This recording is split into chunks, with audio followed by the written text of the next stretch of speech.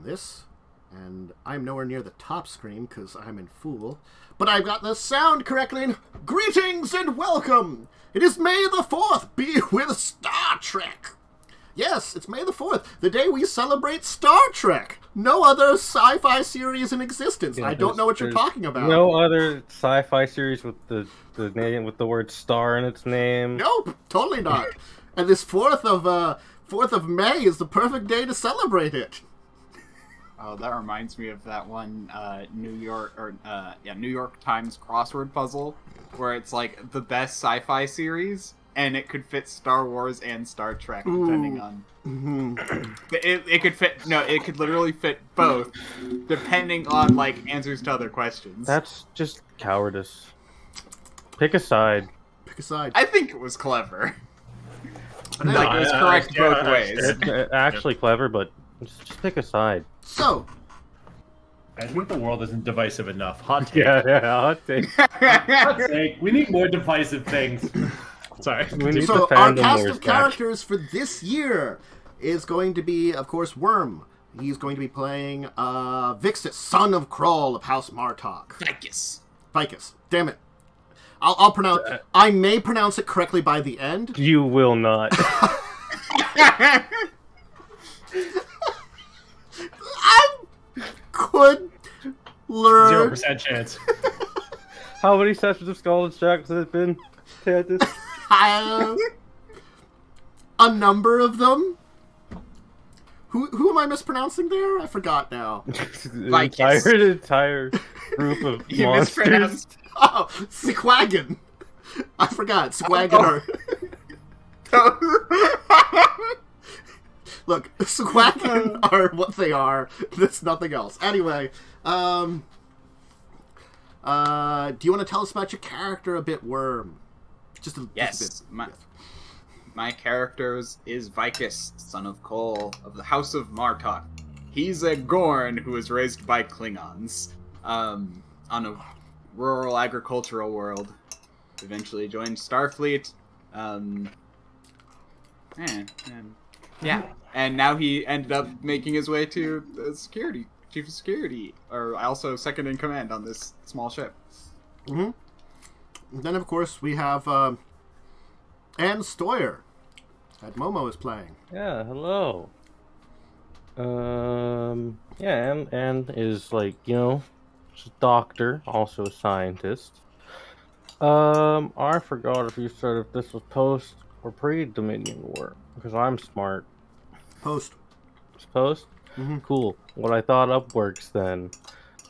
She is a veteran of the Dominion War and kind of joined up, took this assignment on a smaller ship to kind of be away from all of the horrible reminders of trauma. Okay.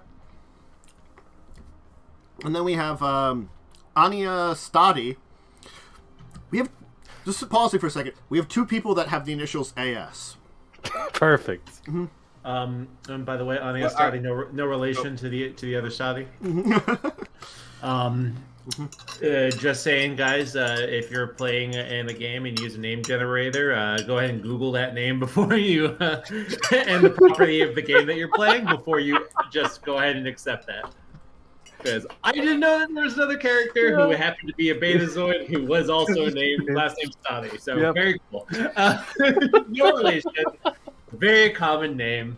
It's like the Williams. Betazoid, yeah. The Williams. It's the Smith last name. So Ania was a master of corporate espionage for a number of years. As her particularly fine-tuned ability to read other people's abilities and thoughts gave her a huge edge in the boardroom. But she got bored of that pursuit, enjoying more to tinker with her toys, and decided to take a post on a small ship that she might ply her engineering trade as opposed to her espionage trade. But she also is very partial to helping people out. So you thought up your upbringing a lot more than I did. Imagine having a backstory that's more than a sentence. So yeah, the ship is, of course, the USS Lucindia. It's a Miranda-class ship, and you patrol the... If you're looking at the galaxy map, it would be the southern reaches of the Federation territory. It's basically the Federation territory that reaches towards the Outer Rim. So that's the kind of area there. It's not as many colonies. You tend up being like a courier and stuff. And the Lucindia did see some action during the Dominion War. Not a lot of it.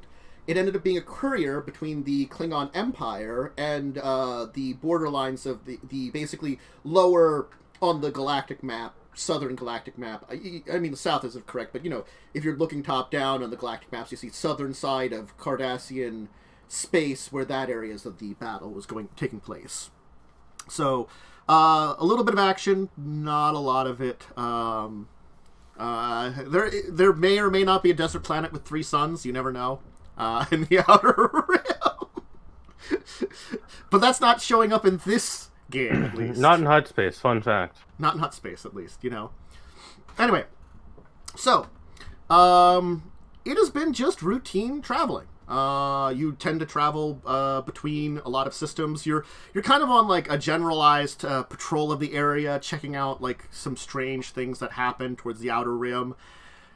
It's not a lot that you actually do. The ship is pretty quiet, which, I mean, it sounds like some of you definitely liked the quiet kind of assignment here. And the Miranda class is a small ship. There's only 29 actual crew. Of course, many of the crew have their families and stuff, so there's many more people on board. But actually only 29 official Starfleet officers and regulars. So, not a huge number of people overall. It's probably in the middle of the main shift, so all of you are on duty. Most of you tend to be up in the, unless there's like something going on, except for the medical officer. So, and you're probably in med bay, but most likely, Ina, you're probably up on the bridge, just, you know, monitoring stuff. They probably have you up there unless you need to be in the engine room. Kind of playing a lot of, like, when Geordie's up on the bridge. But, you know, that they tend to have you there unless you're needed in the engine room also. Because, again, small ship. Not a lot of people. And currently, the first officer, Commander Alberts, is commanding the bridge, and your captain is in his quarters. It's when... there will be a message will come in from Starfleet, which will be routed into the captain's chambers. After a little while, he's actually going to come out and be like, he's actually going to kind of like click on the comm badge. He's like, Dr. Stoyer, come to the ready room as soon as possible. As he's going to kind of go, officers, come with me. We've got a job to do. Understood. So Captain Hoff is a relatively friendly man, a Bolian male, kind of jovial. He's very serious when it comes to his job, of course, but always is like in it for a good move, good laugh or something, you know, and doesn't mind a little joke here and there. You found out. He also tends to when there's not a lot doing, he tends to kind of go off and be in his ready room a lot, where he practices a bunch of different... he's got a bunch of hobbies that he practices and works on, you know, where, like, when it's needed to be for a captain, he is good at showing up and doing his job. But he tends to leave a lot, because it is a very quiet thing, to Commander Alberts a lot. So the day-to-day operation tends to fall to her a lot of times, just because, again, it just seems to be the way that it is. Which the commander doesn't seem to have a trouble with, just because, you know, it's more experience, and maybe it'll be a good look for getting your own ship someday. Anyway, all of you will assemble at the ready room, being called in, as the alternates that are usually around the bridge to take over in case something happens will do so, which is, again, a good chunk of the crew there. Some people will be called up for it. And then, you 5 will sit down, and you'll be like, I received a message from Starfleet, one that's a very interesting one. Right now, we are relative proximity to Starbase 11. It turns out a strange vessel called for help near Starbase 11, emerging from the Talandian Nebula. If you're not familiar with Talandian Nebula, it's at the edge of the galaxy and has been known to disrupt warp travel. It seems as though the ship came from the Talandian Nebula. It was damaged, and we've been unable to grant it proper assistance. Recently, Starbase 11 has had its ship repair bays go under maintenance and upgrade. So they've been non-functioning while the construction's going on. And the small shuttles that Starbase 11 have are not in a position to assist this ship. It's not a particularly large ship, but still, nonetheless. They tend to be a little outdated here at the Rim. We've been ordered to go and assist this ship. We've been given permission to go at maximum warp. It should take us a few hours to arrive.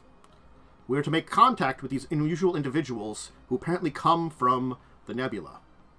Probes have not found any sign of intelligent life in the nebula before. Again, since no warp travel, they have to just go in as they are. And we've only found a number of small planets within it, and planetoids. So this is a sign of intelligent life, and intelligent life that not only has found a way to travel faster than light with a technique other than warp travel, but to escape their nebula. So this will be a first contact situation with these individuals. Granted, they are not a representation of their species, but if this gives us an opportunity to make contact with their species, we may be the first to do that. We are not situated for first contact protocols. I'm sure all of you are aware of that. We're ready for it, but we don't have a proper diplomat on board, and, well, my diplomatic skills haven't always been up to par. One of the reasons I'm on this assignment. So, we're going to play it by ear and see what happens. Until maybe perhaps a larger ship or more experienced crew can come in and take things over. Honestly, I don't know about the rest of you, but I'm fine with things being quiet. I do prefer the quiet. I am partial to quiet myself. Guess that's why we're all out here. Was there any information on why this ship is disabled? It seems as though their whatever type of engine they are has malfunctioned. From what we've been able to scan of the ship, it seems as though the engine allows the ship to travel in subspace in some way. Rather than creating a subspace field, which allows for faster light warp travel, the ship actually seems to travel into subspace, from what we can tell. Unless someone would get up close and see something, the exact details of said engines would be unusual. Has Captain. there been any I'm going to say it wrong. Vixis? Vicus. Damn it! Vicus. Just think of it as a Q. As a Q. Yeah. Okay, Vicus. Okay, Take a yeah. shot every time Like Tantus... the bush is a ficus. Yeah. He's a Vicus. Take a Vicus. shot every time Tantus says this name wrong. I would like to live. I have to work tomorrow. Vicus. Yes. Do we have any? And what of their weaponry? Is the ship armed? Ship seems to have some type of weapons equivalent to phasers. No sign of anything equivalent to photon torpedoes. It only seems to have one bank.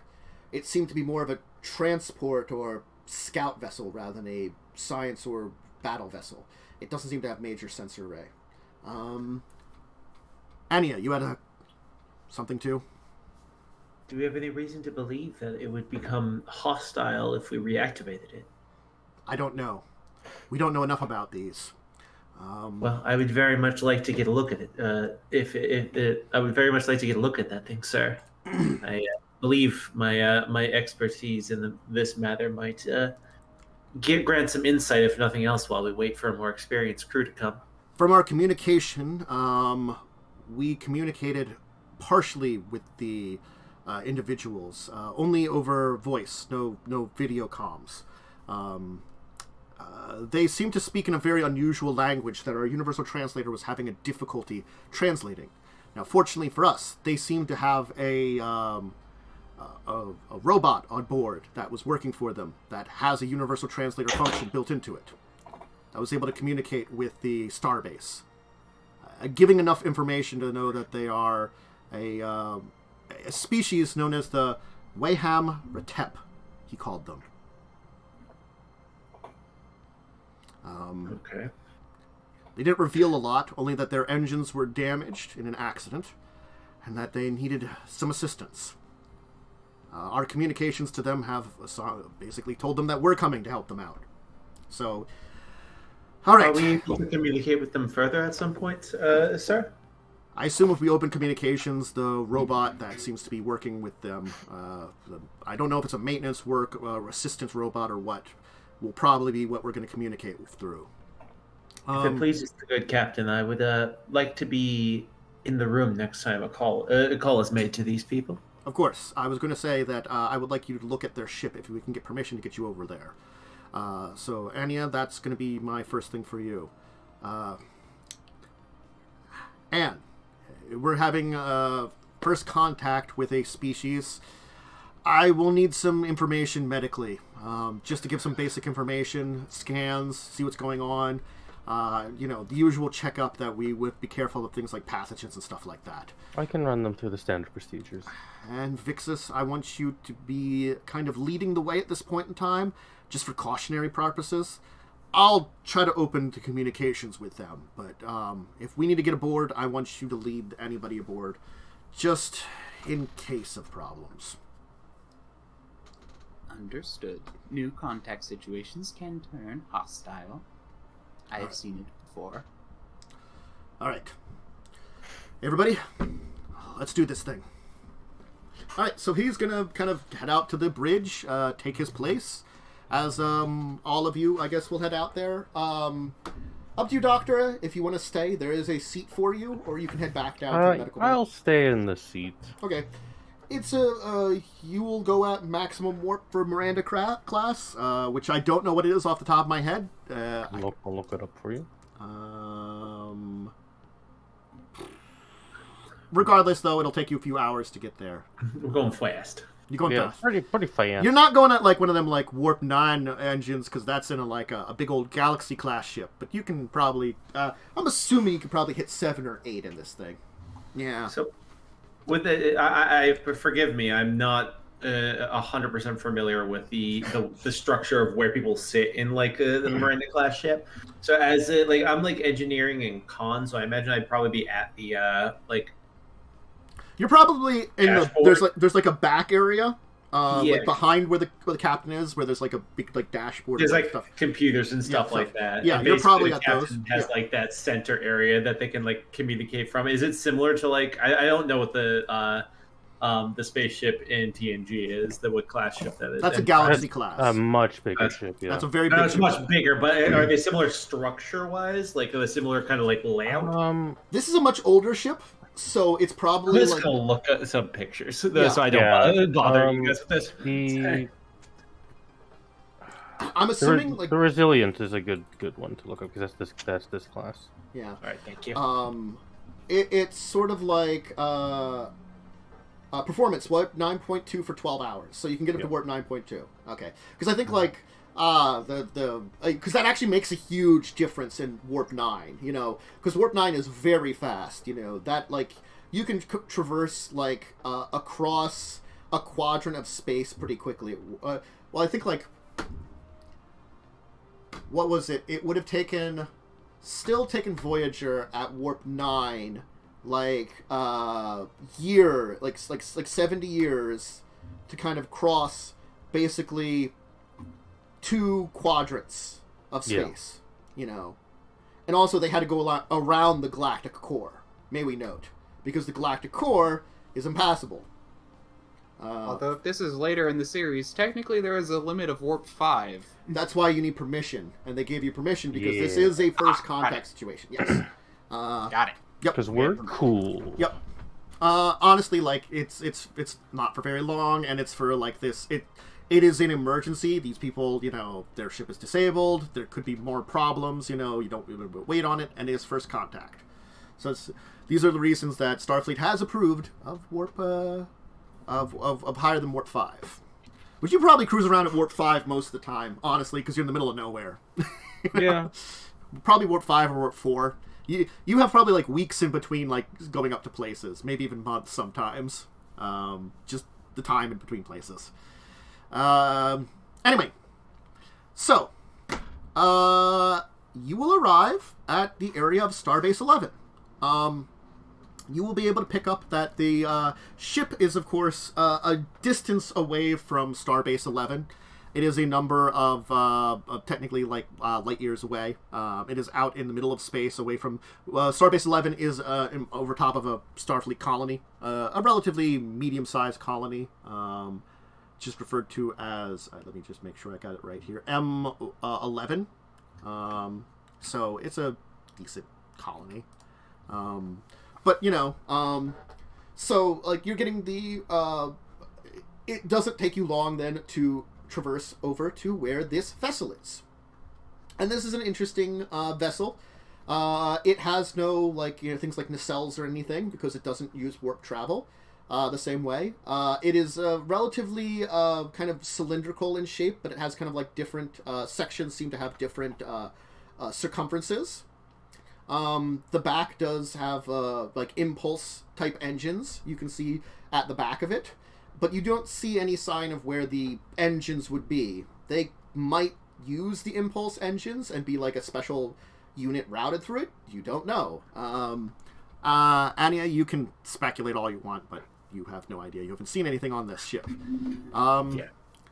So the ship does seem to be damaged in various ways. A section of the hull seems to be damaged with some what looks to be emergency force fields up in the way. And the ship seems like it maybe went through something. There isn't any obvious markings on the ship. And then it's, you know, same just gray metals and stuff like that. What do you all want to do? I guess the captain will kind of be like, call for scans at this point in time. I was about to say, I'd like to scan for any weapon scarring on the ship, see if it's been attacked. Sure. I cannot remember for the life. I would have to like look up the stats for the Miranda class. Honestly, I forgot to do this kind of thing. Let's just give. This is the one focus I figured might come up. There is actually a tactical ship systems. character sheet that's in here. I'd have to remember how to set it up. I've not set it up before. I know when I was in a Star Trek game for a little while, someone set up a ship character sheet. So I'm just gonna give. I think everybody has permission. Let me just check. I'll just put this on that. There's this what I would call ship. So it has stats and disciplines just like you, but it's basically systems and stuff. I'd have to remember the ship sheet here.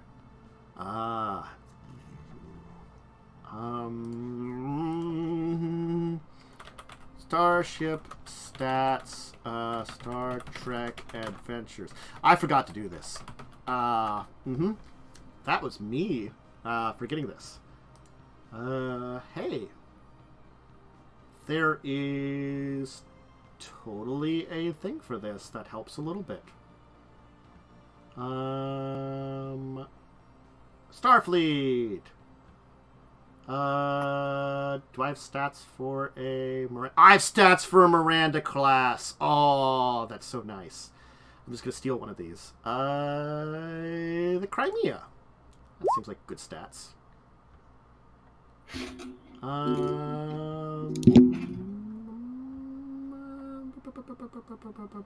Here we go. So, yeah, it's got systems and departments.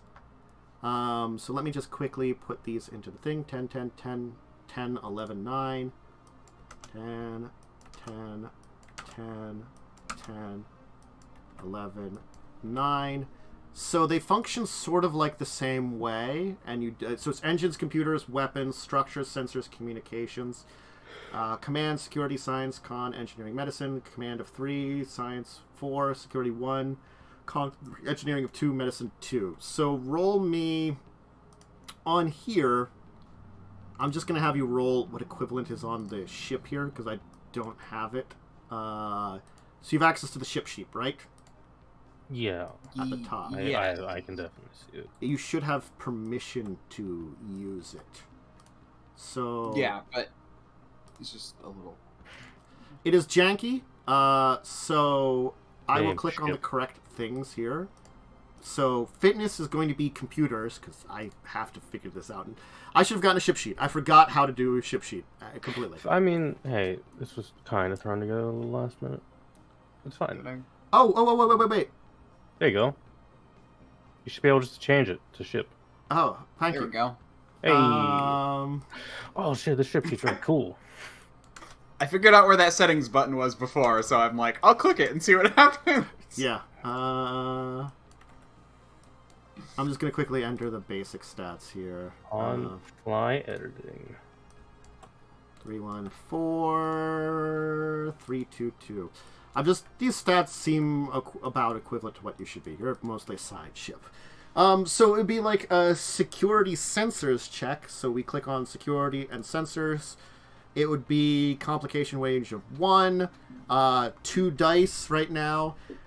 You have a momentum of, I think 3 because it's 1 per person. Just like I have a threat of 6, I believe.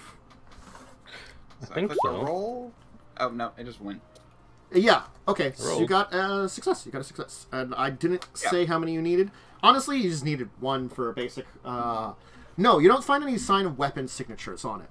There does seem to be some kind of energy signatures, but you don't recognize it as anything, any kind of weapons. It just seems to be like maybe plasma energy is discharged in those locations. So... okay. Anybody else want to do any kind of sensor sweeps at this point in time? Any of you can. The ship has sensors, and you can use them. I think I would. Okay. Yeah, I can't think of anything. Okay. Well, I would also scan for strange energy patterns, maybe. I mean, I'll say you had a kind of same kind of like scan earlier with your sensor security, kind of like scanning for energies and stuff too. You really don't pick up anything particular. Okay.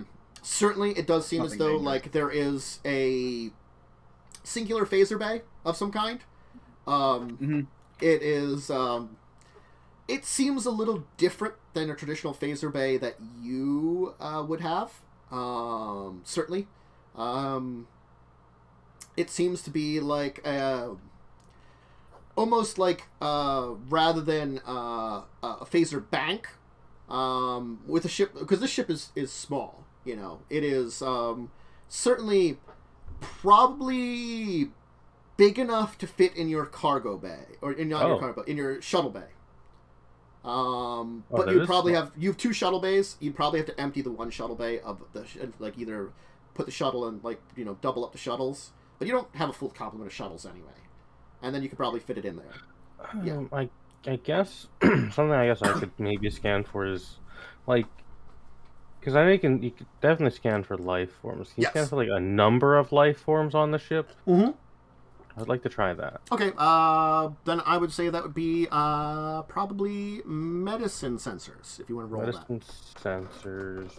I will say then... I will say 1 success will get you the information you're looking for. There's not no complications. I just click the button next to. Yeah, you click the little yeah. dice thing. Yeah, the dice button. I'm vaguely remembering how this one works. Mm-hmm. There we go. Okay. So 2 successes. You'll carry 1 over, so your momentum goes up to 4. Oh, Mark that's that how off. that Everybody works. has momentum. You can mark it on your sheets. It's a shared momentum. Just remember that. So if you want to use it, it does give you extra dice and stuff like that. So it's a relatively easy task. You kind of like manage to pulse. The hull is a little difficult to pierce, just because the metal of it seems to be a unique alloy that diffracts sensors to a degree. Oh, okay. It's not perfect, so certainly your sensors can pierce it. You have pretty decent sensors on the ship. And honestly, it just seems to be a very, like, loose diffraction.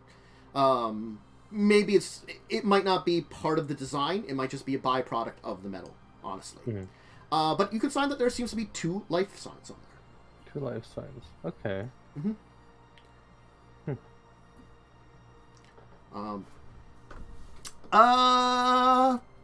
You can give this information, each of you can give this information to the captain. He will say open communications.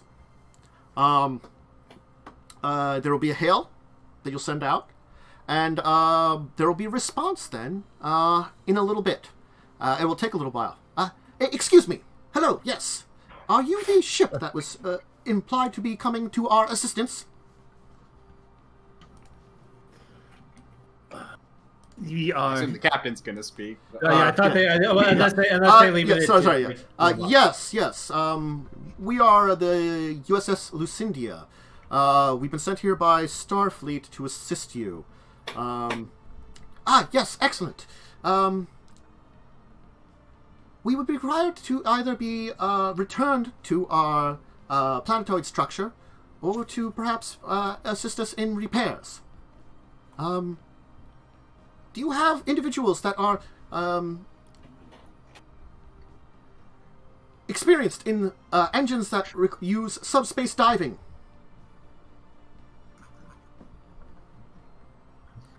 I have ever even heard of this? No.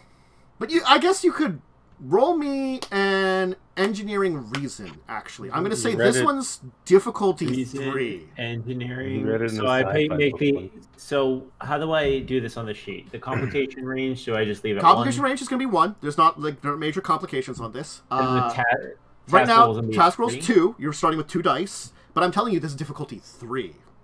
Oh, okay. Now, I'm looking at my focuses real quick. I just want to make sure that I have warp engines as a focus. Would that apply? Or reverse engineering? Neither would really apply at the moment because warp engines, it's a different type of technology. Exactly, yeah, it's literally a different now, type of technology. Reverse engineering is maybe, that was a strong maybe. If you, if you get a look at it, maybe. There is an option because you can get assistance from one thing normally. Now, there are situations you get assistance from more than one thing. In this case, you could perhaps get assistance from the ship. What it would be is someone else would roll the ship and roll computers engineering with 1 die, and basically that's you referencing stuff on the ship that the ship might have in its libraries that you can then compare with your own knowledge. That would be the possibility of a 3rd die. But it still would be difficult because you'd have to get 3 successes. You can spend momentum. I say we still try to go for it. Do you want to spend momentum? 1 momentum would give you 1 extra die. So you go down to 3. Either a bold or cautious skill? I have bold engineering. Yeah, because that's so effective. that would help. So can I do both using a momentum and grant you a threat to get the extra You can dice? do that. Oh, he's playing like I do. He's playing like I do. We're doing it. So hell yeah. So you can get 2 extra die. You will roll 4 die, and someone could switch the sheet to computer engineering and put it down to 1 on the starship task for the ship.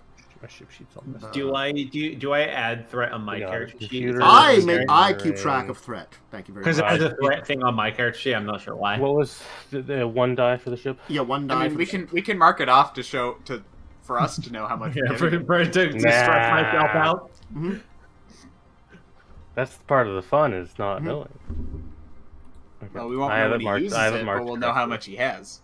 See, the thing is, I hate myself, so I'm going to give him a ton of threat. Mm-hmm. All right, go ahead. You have 4 die. The ship has 1. Go ahead and roll. Let's see if you can figure something out. Would you like me to roll? 4 dice.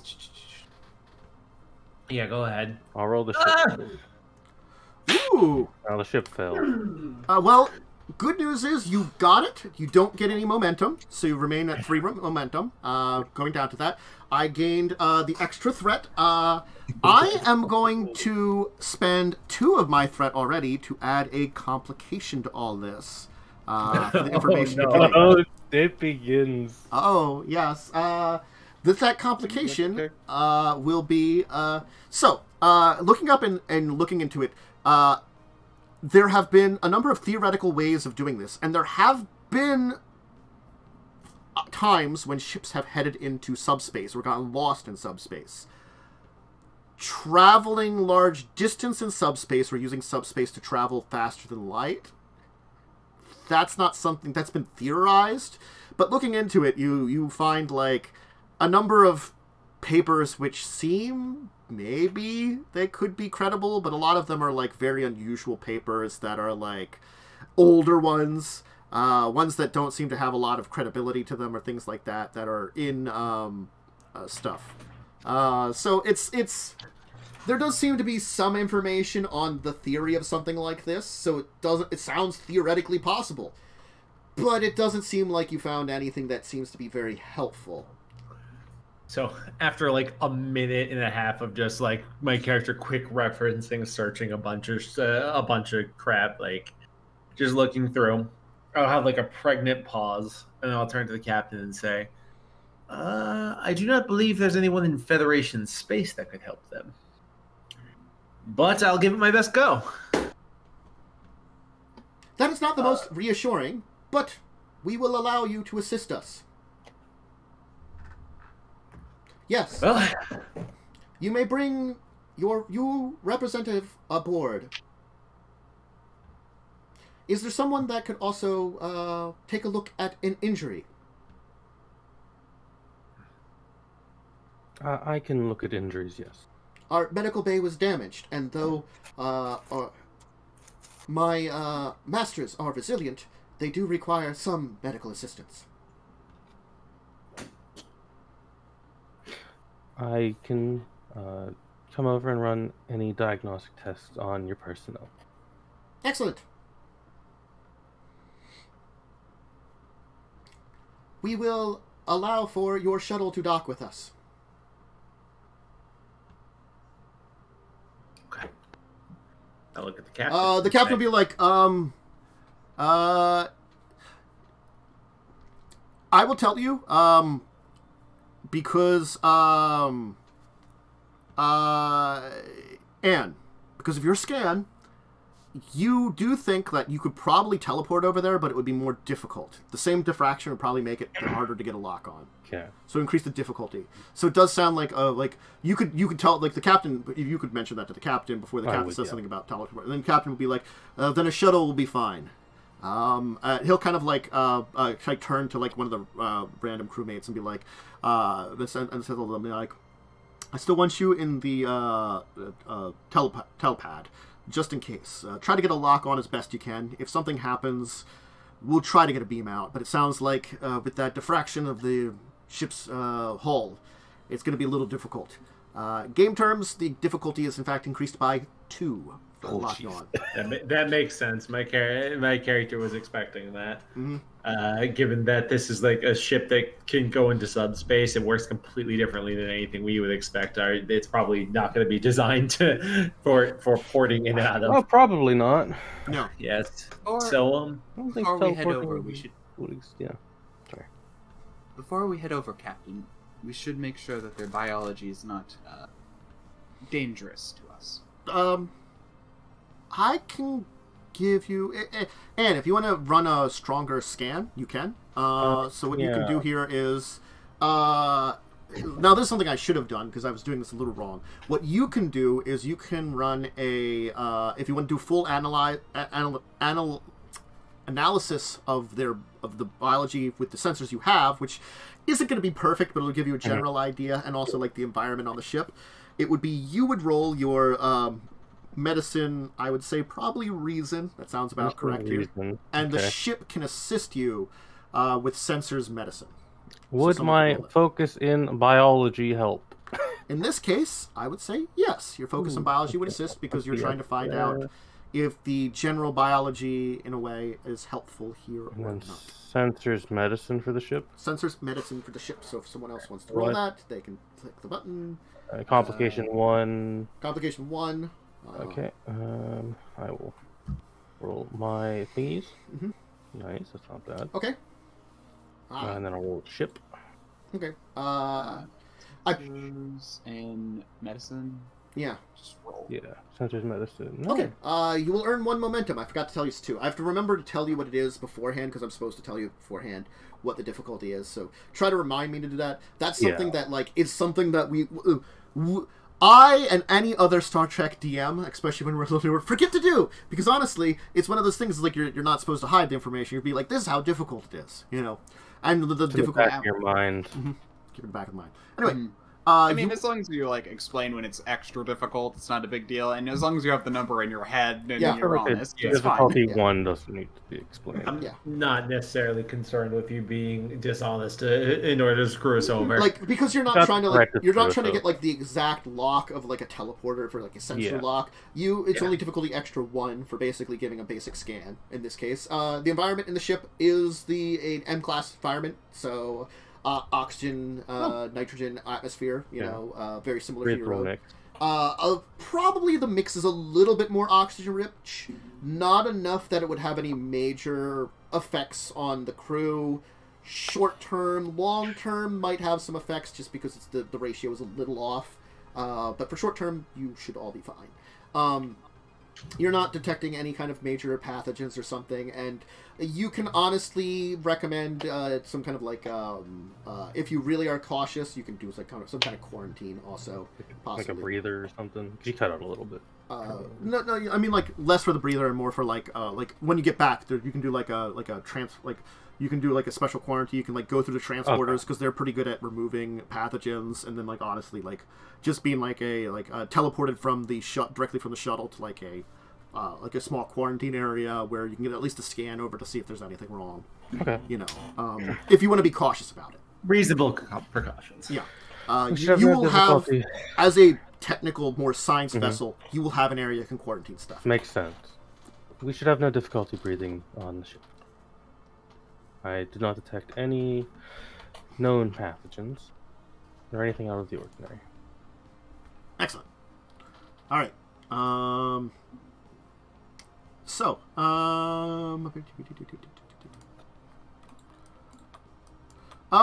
Then you can head to one of the shuttles you have. It's just like your own ship. The shuttles tend to be a very like older class of shuttle. Probably like if you imagine the original next gen shuttles, it's like the class that was right before then kind of thing. But you don't use your shuttles for a lot often. You probably have like one in each of the bays because you have a bay on each side of your ship, kind of on the sides. That's these things. Yeah. So they're very boxy shuttles, you know. So very, very just simple like box shuttle. Very model on a string. Sorry,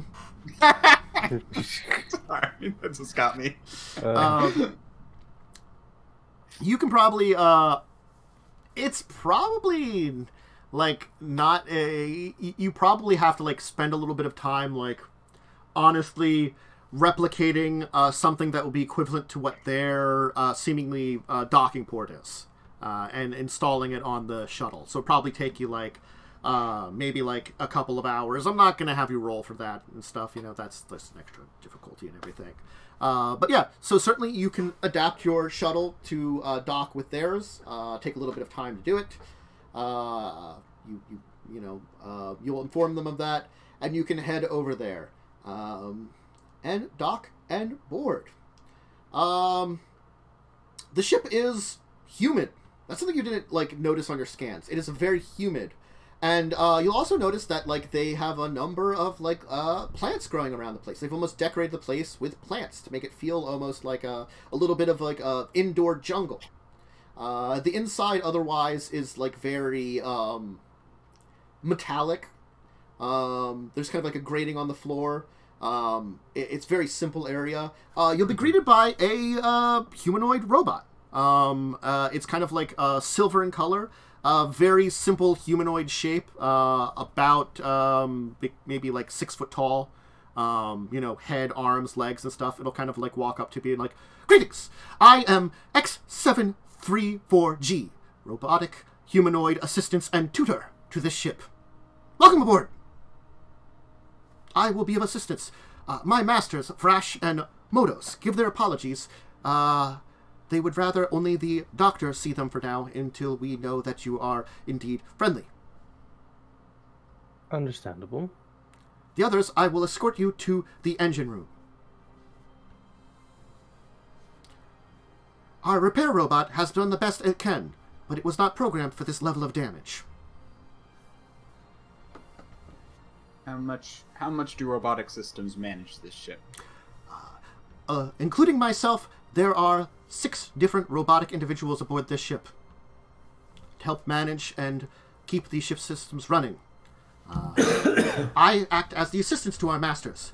There is 1 major engineering with 2 minor engineering bots that can get into small crevices, a medical bot, and of course a bot that helps with pilot and navigating to where we are traveling to.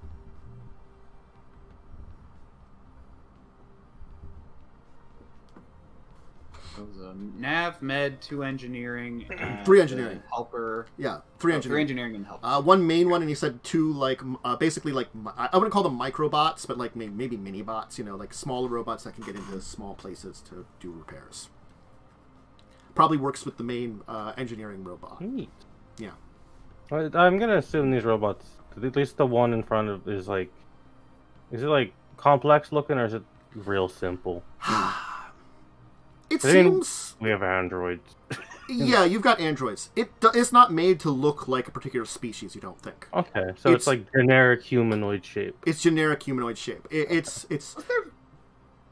Was there video on the call we had? No, they did not have video on audio the call. only. Audio only. Yeah, it's just generic humanoid shape. It doesn't seem to have anything like you've got like you've met androids. It's certainly nowhere near an android. Even like you know, there's robots that are made to look. I guess that's the android. It's mostly the humanoid robots. There's different levels of android. There are like not a lot of humanoid robots. There are some, but not a lot. They tend to be kind of outclassed by those that would build like practical robots, ones that are more practical, built to form, or to like something like an android. So that like the robots of this kind of configuration are kind of like not in really existence as much anymore. They kind of get outclassed, you know. You go in 2 different directions when it comes to robots in current technology, and there's not a lot of robots in use in Starfleet anyway. For only, it's usually like assumed that if a person can't do it, probably shouldn't, kind of thing. A lot of times, and there are some situations where, you know, robots are required, and then they are, but it's usually in very dangerous situations and things like that. Okay. Also, a lot of them are like man-controlled bots. So yeah, they are. AI is used a lot of different times, but yeah, that's different. You know, it's very different. That's usually there's usually a rudimentary AI to most computer systems, honestly, on most starships. Yeah. Anyway, you will first take Ania and Vixis. I got it right. I remembered the cue. To the engine area before taking Anne to what appears to be the bridge to meet the individuals there. We'll start with the 2 over in the engine area. There's a strange, almost like spider-like robot with about like a dozen limbs kind of moving around, attempting to repair. Each of the limbs seems to have like a different tool on it. It seems to be working on these engines, which seem to be in 2 components. There seems to be like what you, Ania, Ania. I'm not going to do it right either. Don't worry about it. Again, like I'm bad at they're one-shot characters. I'm not stressing about you pronouncing. Yeah, you're fine, just pronounce it 17 different ways. Yeah, I don't care. That there does seem to be basically like the impulse engines. the part of the engines which is going to be pointed out to you, which then the robot there will kind of like click, beep, and whir a lot of times, and will not speak a language you understand. But it will point out the this actually surprisingly small component that seems to be in a vessel that's actually cracked. Okay. Very sassy peeps. I'm gonna scan for any hazardous stuff in the environment. Sure. I like this robot. Security offer. My job is to make sure everyone's safe. Yeah. As soon as I get into here, my character just goes straight into engineer mode. Do I look at this, science reason then. You'll use your tricorder. You can bring out your tricorder. Science reason. Tricorder. So if you want to scan the area for what kind of energy signatures and stuff, I'll say. Okay. You're not picking up anything. That's fair.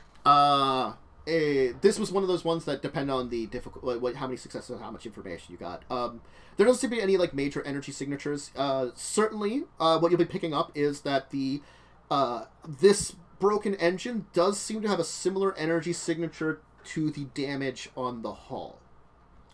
Maybe it uses a similar power source or something rather. Other than that, and it does seem heavily damaged. Something happened, there was maybe a short circuit in it or something. It could also be that whatever hit the hull short-circuited this. It could be part of that. You don't know enough about the engine to, honestly say, but, the same energy signature is on top of it. Yeah. Okay. So... I will be vigilant. Ania, if you want to look it over, it would be recent engineering to take an analysis of this thing. If you want to take a first crack at it. Yes, sir. How many dice would I get on this one? You get 2 normally.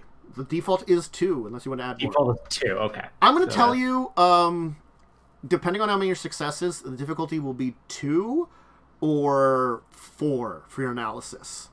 This is a very difficult thing to analyze. 2 will give you the basics. 4 will give you a lot of information, but it's very hard to analyze it because it's outside of your purview. And this is where your complication comes in. You are definitely outside your purview. It is an extra 1 difficulty to this. Okay. So now that I am in front of this thing, will I get my reverse engineering focus? You can get your reverse engineering focus on this one.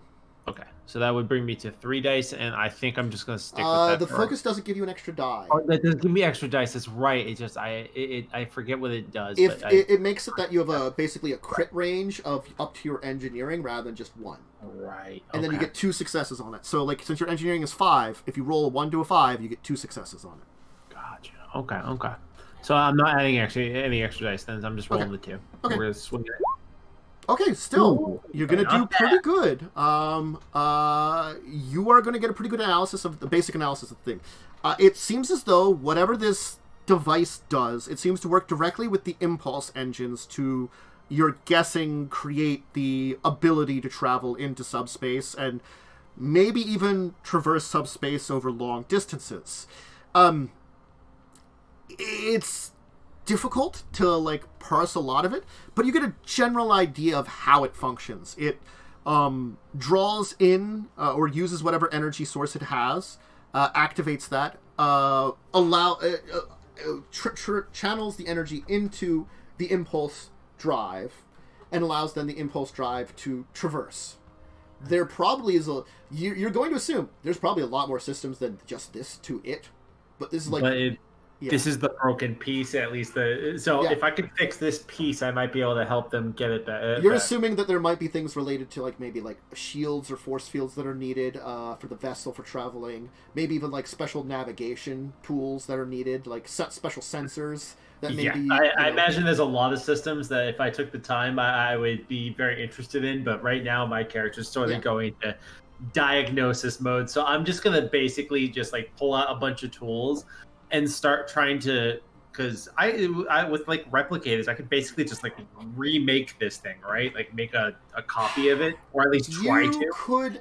You think you could repair it as best you can, but honestly, I'm going to tell you, materials can't be replicated. Some materials can't be replicated, and It's just because of their nature they can't be replicated. That makes sense. Yeah. Because you can't recreate the energy signatures and stuff. That's Of why course. you can't. I assumed it wasn't like infinite. Yeah. You got to you can do food and stuff like that pretty easy, but it's not stuff that's relatively inert and it's more chemical based. But things that are like energized, where like with electrons or radioactivity, that's not something you can really replicate. So I probably couldn't just like create a bunch of radioactive material or something. Well, that's why you can't replicate dilithium, which is starship fuel. Gotcha. That has to be mined from natural places that's found, basically. Gotcha. That's interesting. Yeah, because you cannot replicate the energy signature of that for. And it's required for the antimatter conversion in the warp field, Well, in that case, then I'm going to begin to try to repair this thing, because that is just what my character will do. I do have by the way, the jury-rig talent. I don't know if that... I don't know if that super helps me here. Okay. It can, actually. Oh, I was going to have Anna. If I do the repair. Oh, so this is I can basically make the repairs happen temporarily and reduce the difficulty by 2. I'm just going to tell you right now. Even if you try jury rigging it, you do not know how much it's going to be effective. Okay. Like your suggestion might be because of the ship's size. Honestly, you could probably escort them to the edge of the nebula at very least. Yeah. Because that would be closer. You're not sure if distance matters on these engines, but it might make a difference for how long they're traveling, honestly. And honestly, my character, I would understand if I couldn't jury rig this anyways, because jury rigging requires like an understanding of the material. You'll work on it for a a Now, in the meantime, Anna, you'll find yourself up on a very simple bridge. There's probably about like a half dozen seats up here. In which there's these 2 creatures sitting in these things. They will kind of stand up as you approach. You will notice that they're wearing this kind of like intricate leatherish, maybe not spacesuit, but like suit that protects them, protects like large portions of arms, legs, main body. Okay. They've got kind of like face masks and stuff. You can tell that they're tall. They are spanning like 7.5, 8 feet tall, and they are very hairy creatures. And one of them will kind of like chortle these noises from behind its like face mask and stuff, and like Master Vrash would like for you to look over Mistress Modos as soon as possible. I will do that, and I will I assume I have like a medical kit on me and all that stuff, so I'll start like getting my tools out. The Modos, as it's called, has a massive gash, which probably would be, generally speaking, fatal to most, but seems to do very little to affect this thing on its back. It looks like it's something slashed into it. Okay. Yeah, I'll definitely try to treat that. Okay. Would a focus in emergency medicine apply to this? Yes. Or is it not quite? You can roll a medicine. I'd say probably the wound doesn't seem to be particularly life-threatening at the moment, so I'm not going to say it's like anything other than reason, unless you want to like really rush it. But you can use your focus on emergency medicine. And it will probably I'm going to say difficulty 2, just because it is a pretty massive wound. I need to look up what this ability does, because I don't fully remember. Because I have I don't remember the wording on the cautious abilities. Oh, cautious. Yeah. I forgot to write those down. If I could somehow get to my talents page very quickly. Yeah, I don't have a PDF for that anymore. I have this book, and it's just, it's trying to find my way to it. That's a talent, Cautious. right? Yeah, there's a talent. Cautious medicine, I think is what it's called. What I wrote it down. It's the one that's not bold. Wait. Where am I got there? Yeah, you must choose a single discipline when you select this talent. Whenever you attempt a task with the discipline and you buy one or more d20s by spending momentum, you may reroll a single d20. Yeah, okay. You may select the count multiple times. Yeah, so if you would buy a dice with momentum, you can re-roll one of your dice. Oh. Do I want to? Do I think I need it? I'll do again. I said it's difficulty 2, meaning you'd have to roll success on both dice. It's a one-shot. I'll buy one. Mm-hmm. I'll buy a die. Okay, so you have 3 dice. 3 dice. I used my cautious ability. I'll roll them. Mm-hmm. Oh, well, you will earn 3 momentum. There you go. Yeah. As you will definitely close up the wound. You can use like the your medical tools and basically stitch up the wound and close it up. It's deep into the flesh, but it didn't seem to like fracture any major bones or anything, or hit any organs or anything. And it seems to like the natural healing abilities of this creature did allow it to pretty much survive. Like the wound wasn't like bleeding at this point in time and stuff like that. The creature is resilient, and certainly you can tell it is some form of vaguely mammalian, warm-blooded. You know, that's kind of analysis obviously you can get from just being there up front with it. And then, of course, once you're finished up, the Modos will kind of pat you on the shoulder a couple of times with a big thump, which you feel. It certainly is a strong creature. And yeah, and Vrash will kind of like turtle and like kind of growl some more noises in like a broken way, and then the X734G will be like, Master Vrash is most pleased with your assistance in Madame Modos. Thank you very much. There's no trouble at all. It's my job, after all. May I ask how such a wound occurred? It'll like communicate and make like robotic versions of the noises. Oh my god. Which is kind of like unusual. You know, and then kind of respond back, you know, in communications like, Master Vash has allowed me to inform you about what had happened to our ship. When we were traveling through the subspace corridor, we encountered a seemingly plasma storm within that, an unusual one of stronger strength than our ship could normally handle. Our systems malfunctioned and caused us to be thrown off of route to this area of space. Interesting. Well, the damage to the ship also resulted in the wound to Madame Modos. The wound should heal properly now. Most excellent. Perhaps we should go back and check on your compadres, assistants, to see if they are completed their job. Yeah, I will follow the roll bit. Okay, we'll lead you back to the others. All right. You've definitely found out that, yeah, you might be able to jury rig it. Maybe, maybe not.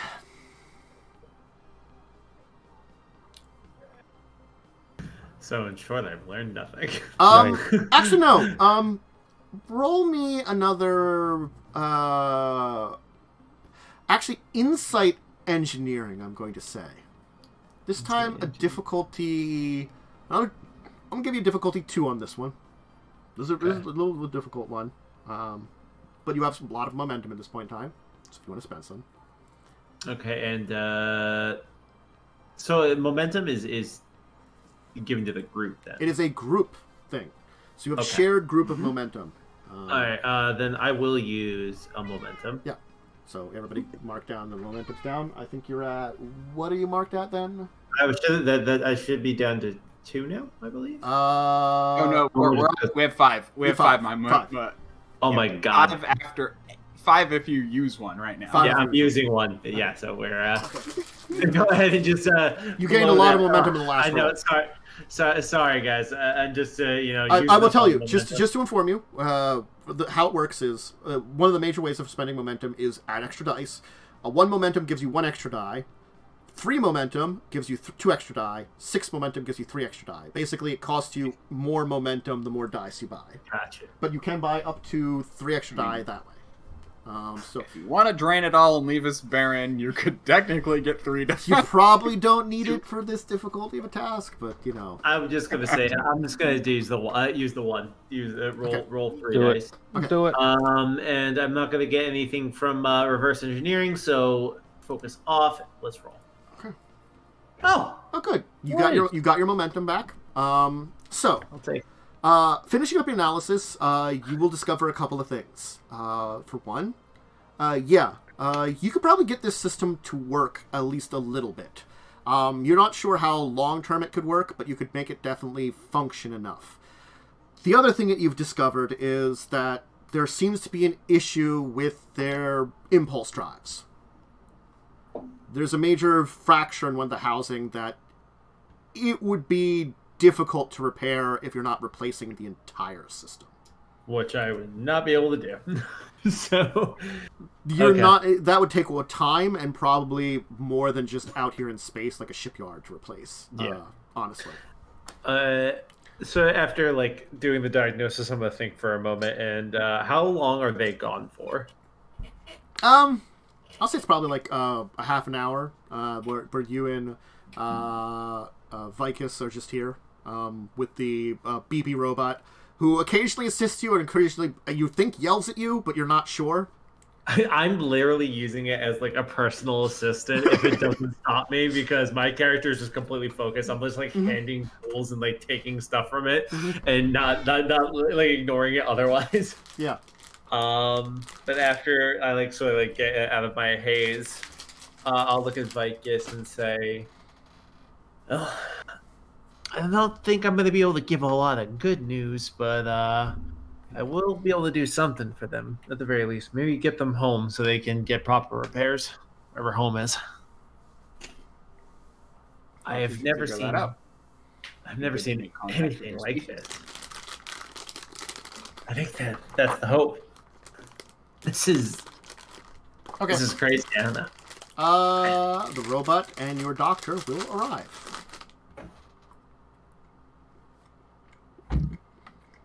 Is there any news on our engines? Well, the news is the best case scenario is I could repair the engines temporarily. There's a major crack in the housing. I'll point it out that makes any long-term repairs not viable. This is going to need to be repaired wherever your nearest anchorage is, or your nearest a shipyard or anchorage. However, that should be able to hopefully get them out far enough from here to get where they're going. We need a little time to do the repair. Do I know how long it will take me to do this repair? A little bit of a while. The robot will seemingly make some beeping and whirring noises at the other robot, the engineering robot, and be like, "I need to have a communications with my masters. Please wait here." As it will kind of walk off and come back in about 5 minutes and be like, "Because of the nature of the damage that you informed us of, our engineering bot, knowing the nature of the engines more than you do, would inform us that most likely activating the subspace dive while using these engines would result in a catastrophic explosion, destroying us all." That's unfortunate. Like I said, I could do. What form of engines do you use? I look at Vixis kind of like, do I tell them? And then turn back. Is there a roll I can make to determine if it's a good idea to divulge that information? I mean, there's the difference between divulging these are all robots. This is not my wheelhouse. I like flesh and blood things that I can. Is the robot holding a knife at you, tell me what your engines are, or is it I'm curious what your engins are? There's not even curious. It's just a cut and dry. Just like a. My what kind of engines do you have? My character just does not like robots because he can't sense their emotions. I guess telling them what kind we use should be fine because we're not giving them the actual they're gonna technology. understand So, how it We works. use warp drives.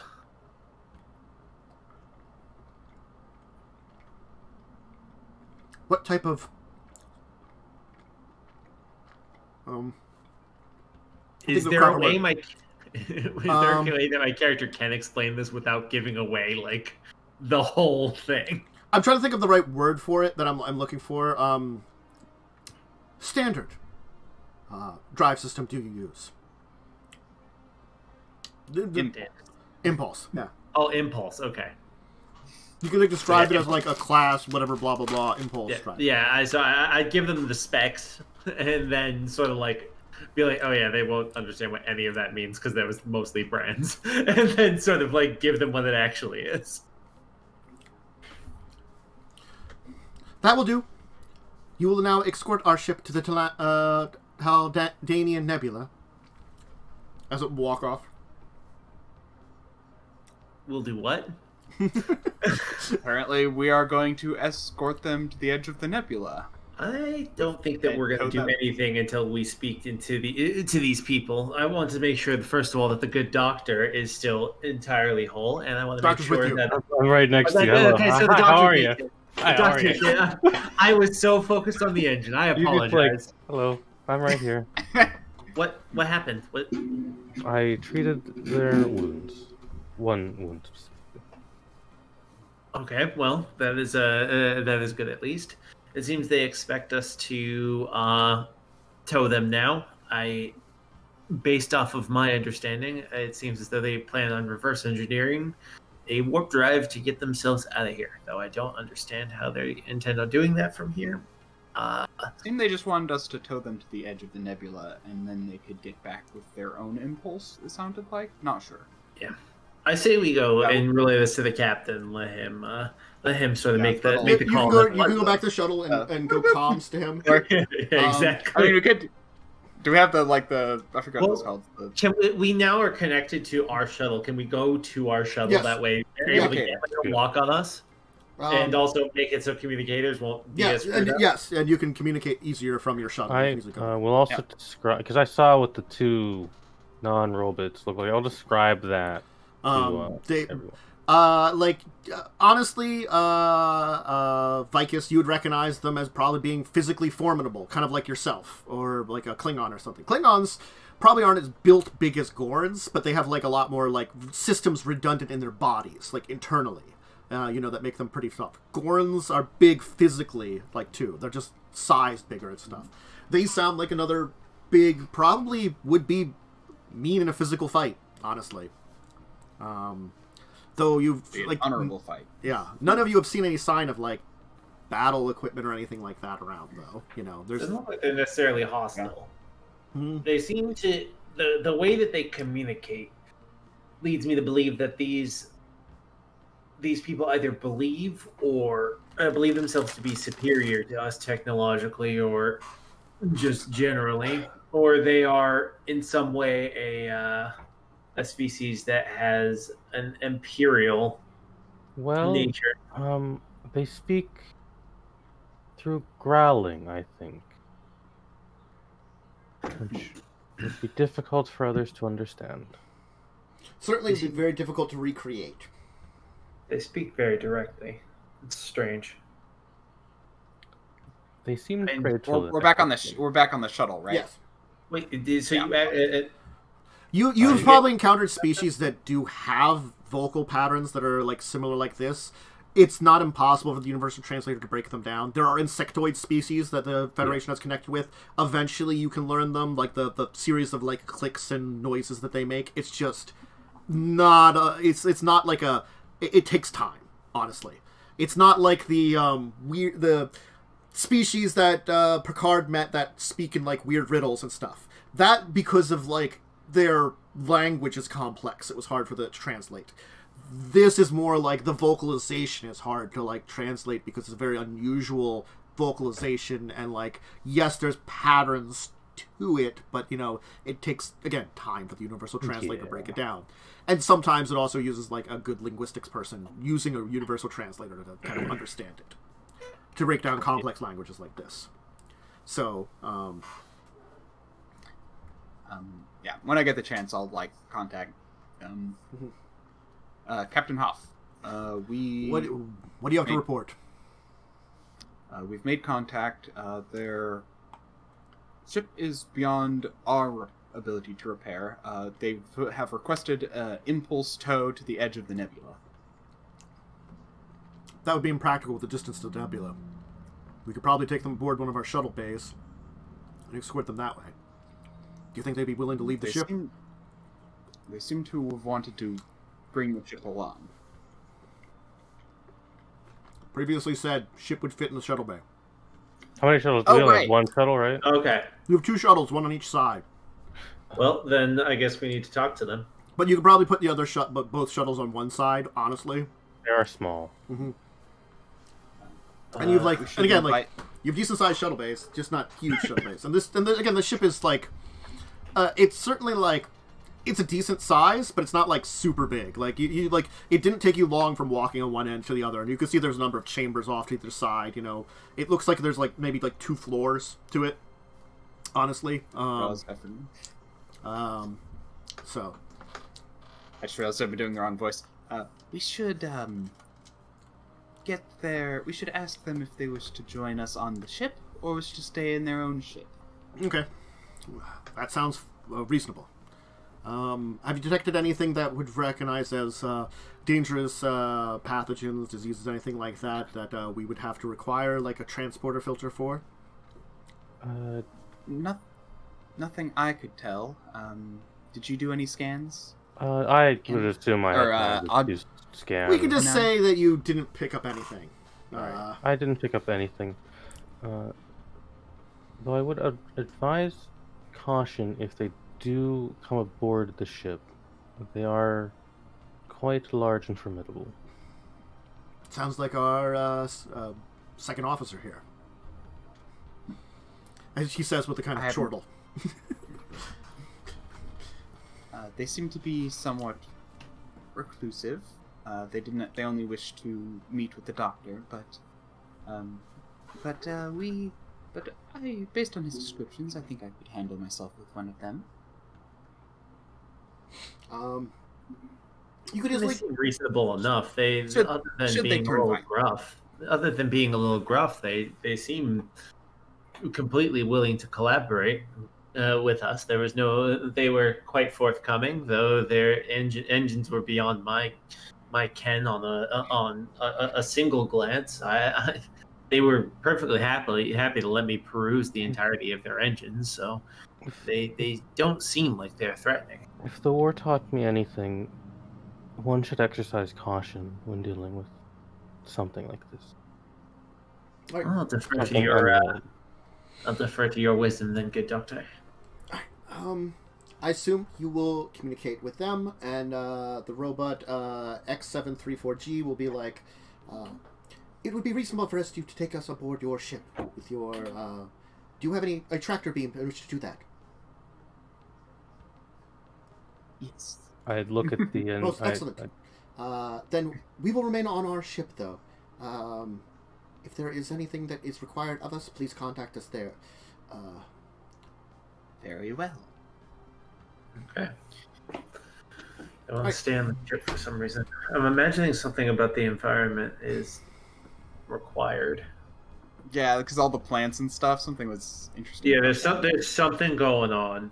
Well, you'll get your shuttle deconnected, back aboard your starship, get them aboard the starship, and you'll head for the edge of the Talandian Nebula, which is about a chunk of light years away. So, you'll probably travel at warp 5. It'll probably take you a half a day, I'll say, to get there. The emergency's gone, so you're certainly back down to warp 5. So it's a little distance.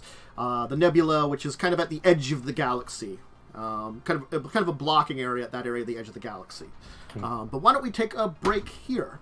So snacks, drink, bathroom break if you need them. And we'll be back to continue these adventures. As we've gotten through a good chunk of the planned adventures I had, and got through some of this good first contact stuff. So we'll see people in a short bit. here, and this button here, and this button here, and welcome back. So, now that you have the vessel aboard, you're going to head to the edge of the Tlandian Nebula. You're going to receive communication while en route from the robot that's inside, X734G. We're like, we require the assistance of the engineer that you previously had aboard the ship.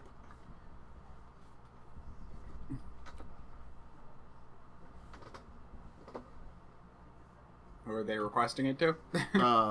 Aboard their ship, they require the assistance of the engineer.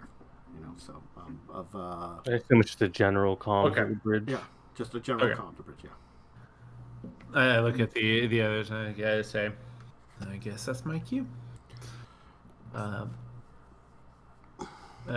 going to. So basically, their ship is like in our like shuttle bay. Shuttle. Yes. Yeah, shuttle bay, right? Mm-hmm. I'm gonna head down to the shuttle bay. We're going over to Greymont's on Sunday. If you want to think about going along. Random information. I was kidding. Nice. Mm-hmm. Sure, you can head down there. So, you will. Did they give me any information on what they just said? They need the engineer. They just wanted the engineer. They're very pushy. Mm-hmm. Yeah. Well, I mean, like a little rude. The droid is like just pushy. It's. I mean, I'm sorry, robot. Legally distinct. Robot. Yeah, I think it totally, might be totally not android droid thingy. Just a robot. It's a robot. It's robot. Starting to think it might be a so what's translation issue, and they're What did you say is the robot's name? It's X734G. I just realized what this is. Anyway. Mm-hmm. The robot will greet you and be like, "Excellent! It is time for you to assist removing the systems." Removing of the systems? Yes. What systems are being removed? The subspace dive system and main navigation systems. After their removal, what do you intend to do with them? We are there to install them on your ship, of course. I thought that was agreed upon. Okay. There was some miscommunication. This is... I don't even know if that's possible, one. And two, if it was possible, I can't just install an engine from a craft of which I know nothing about onto my ship. A ship of your size should be quite appropriate for the size of the subspace dive system. Okay. Ours is particularly large for a craft of our size.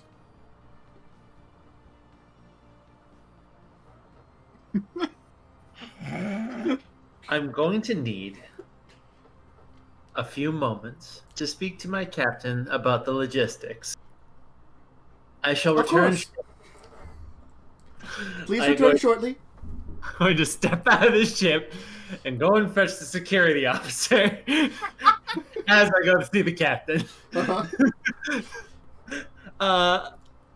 Vicus, we may have a problem. And I'm going to take you to the captain. Did one of them attack you? No. But come to speak with the captain with me. And once I've told you what I know, then I think you'll understand what the problem is. I go and, I'll collect. I also collect the good doctor because. All right, I'll come out of my gremlin cave, aka the med bay. My character has a lot of respect for your opinion, so you would be summoned, and we will go tea time. How rude! I apologize. I promise you, it will be worth it. All right.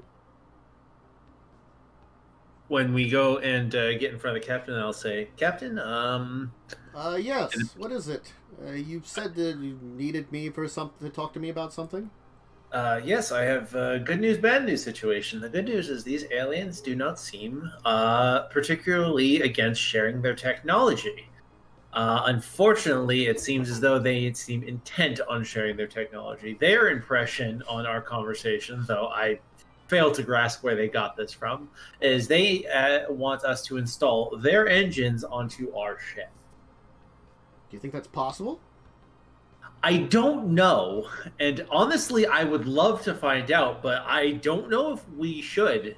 I think installing foreign technology into a Federation vessel without years, maybe decades of research into what could happen to any one of us if we went into subspace. There's so many regulations that we are probably breaking by even having this ship on board. I'm actually staggered.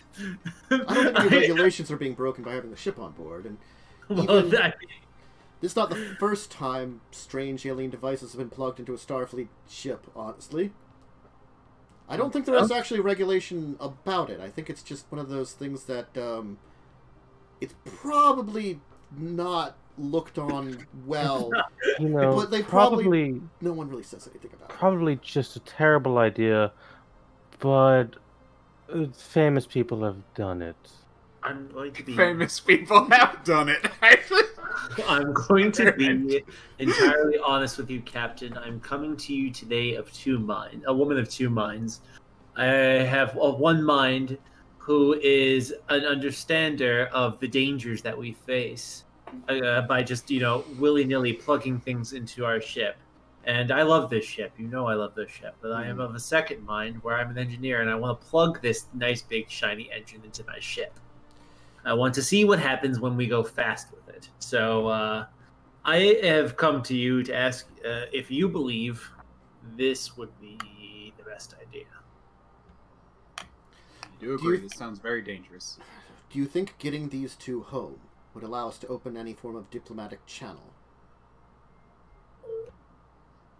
I'm concerned if they understand diplomacy in the same way we do. In the time with them, I have had zero time to be anywhere near the species. I've had no chance to read their emotions and understand their motivations. I have spoken entirely through their robotic servants. They only let the good doctor next to them when one of them was injured, and that was briefly done. It seems as though they are intent on keeping us at arm's length. I am concerned by this recent development that they may decide that they want us a much closer distance, and they will not give us much of a choice. As the good doctor describes them, they are a formidable species, and I fear that if they are given to warlike nature, that could be most dangerous. From their ship, from what we've scanned of it, and from their the doctor's encounters, I would not guess them a warlike species. Not the same way as we've met other species before. Certainly doesn't scream it from their actions, even if they are a formidable species. I would agree on this. They have no combat droids on their ship, and their weaponry is fairly minimal. They may just be overly cautious, afraid. They're meeting us for the first time. They're relying on us. And if that is the case, then they're putting a whole lot of trust into our hands by asking us to do this. And perhaps what we should do first is see if you could communicate with them directly about this. If you want to try to get a sense of them using your abilities, then I would recommend that. Ask the droid to communicate with them directly about negotiations. And then, rather than agree outright, perhaps what we should do is find out if it's possible to adapt their systems to our ship.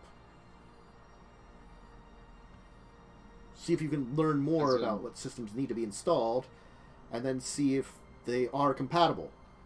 Just inform them that we don't know if there would actually be compatibility, and we would have to look into things. That way we can investigate more without agreeing. It'll sound more to them, probably we're being cautious. We don't want to have explosions or problems happen, of course. All right. If that is, do you think that sounds like a good plan? I would not. This is an unprecedented situation, so I'd like your opinions. All right. Well, then I guess I will go and speak with them. I think it's a better plan. I trust Anne. I trust Anne. If she thinks she can do it, then it's worth a shot. Okay. So, Ania, you're going to go back to them and go back to the droid? Yeah, so I'll go back to the ship.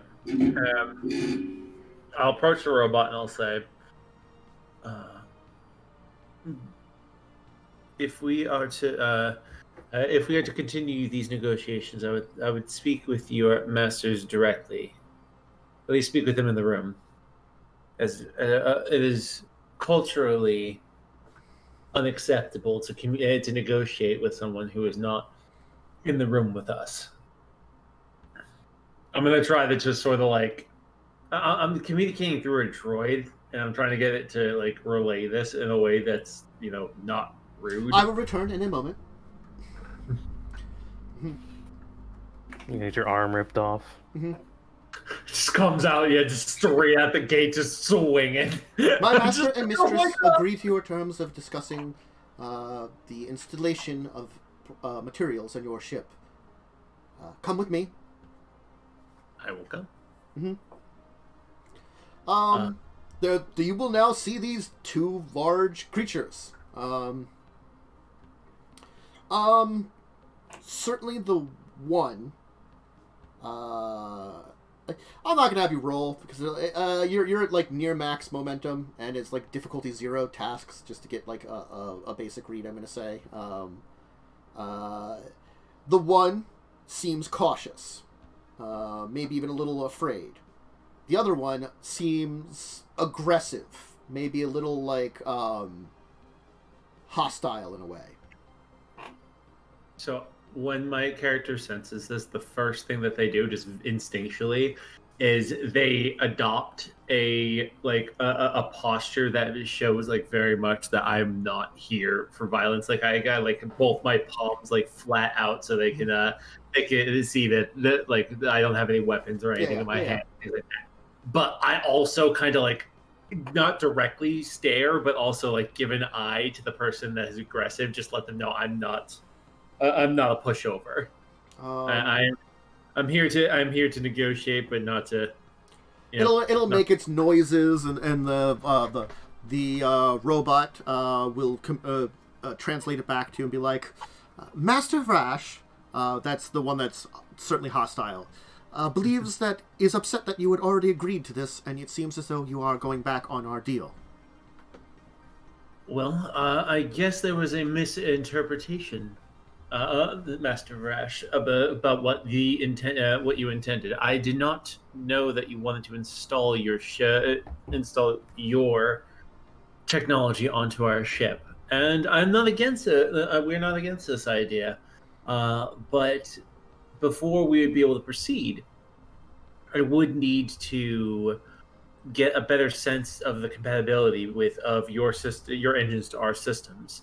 So I would need to do a much more in-depth dive onto your systems if you would grant me the access I require. I believe I might be able to interface your engines into our systems and help you get back home. It'll talk with the robot for a little bit, and that is completely understandable. Your caution as to whether our systems are compatible is reasonable. We will send you with our subspace diving navigation robot. It will be able to explain the systems a lot better, and also explain to you how the systems would install upon your ship. 32 GG. Go with them. That is right, and I will go with them. Hello, I am 32GG. I will accompany you. It's just like, it looks like almost like a box with 4 wheels. That kind of like, the wheels are like, you know, traction, so it can like go up and down like stairs and stuff and things like that. So it's kind of like roll over towards you. Greetings! Shall we go now? You know, I dislike most droids, but you're the exception. I will go and check out your ship now. Take me to your impulse engines. I'm gonna take this thing to my impulse engine. I love this thing.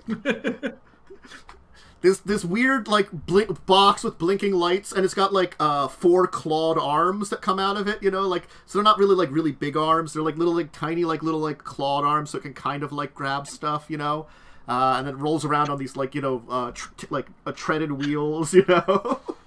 My character will before taking it to the impulse engine will like take it up to the doctor's office, because my character constantly just goes in your office and makes you and talks to you about stuff, and it'll just bring you this thing into your office. Is this where the impulse engines are? Look at this funny little machine. Do you hear how it sounds? I love it. Hello.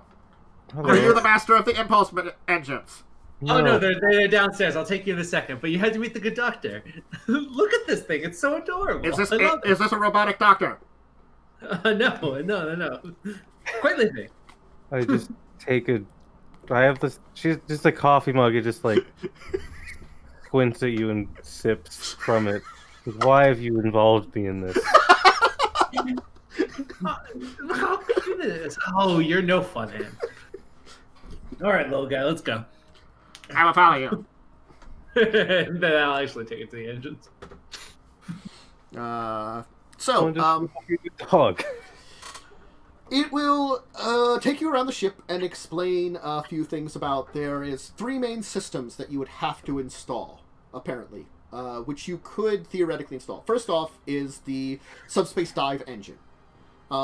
It draws upon basically subspace energy, creating a subspace field similar to a warp field. But rather than creating a stable field that then can be used for warp travel, basically almost creating a pocket of subspace which you're using to travel faster than light, it allows the ship itself to create, effectively, using the impulse engines,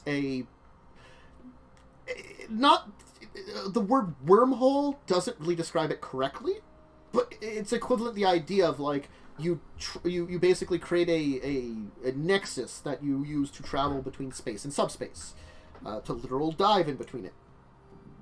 So the thing is, the engines create the field and allow the ship then to move into subspace. Is it significantly faster than warp travel, or just equivalent? It's probably generally equivalent to a type of warp travel. Just a different way to do it. Okay. Yeah. A very different way of doing it. There's probably different dangers to it, honestly.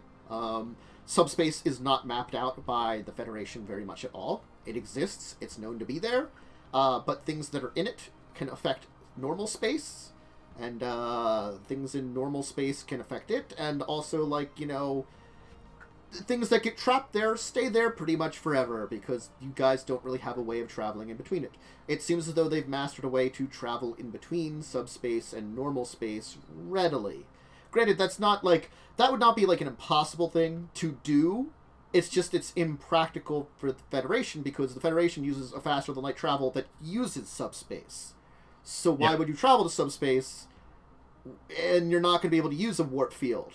You're just going to be able to use impulses. So, like, exploration of subspace is limited. Most of the time it's probes that you can, like, send into there and things like that. And there hasn't been a huge need of, like, really deep dives.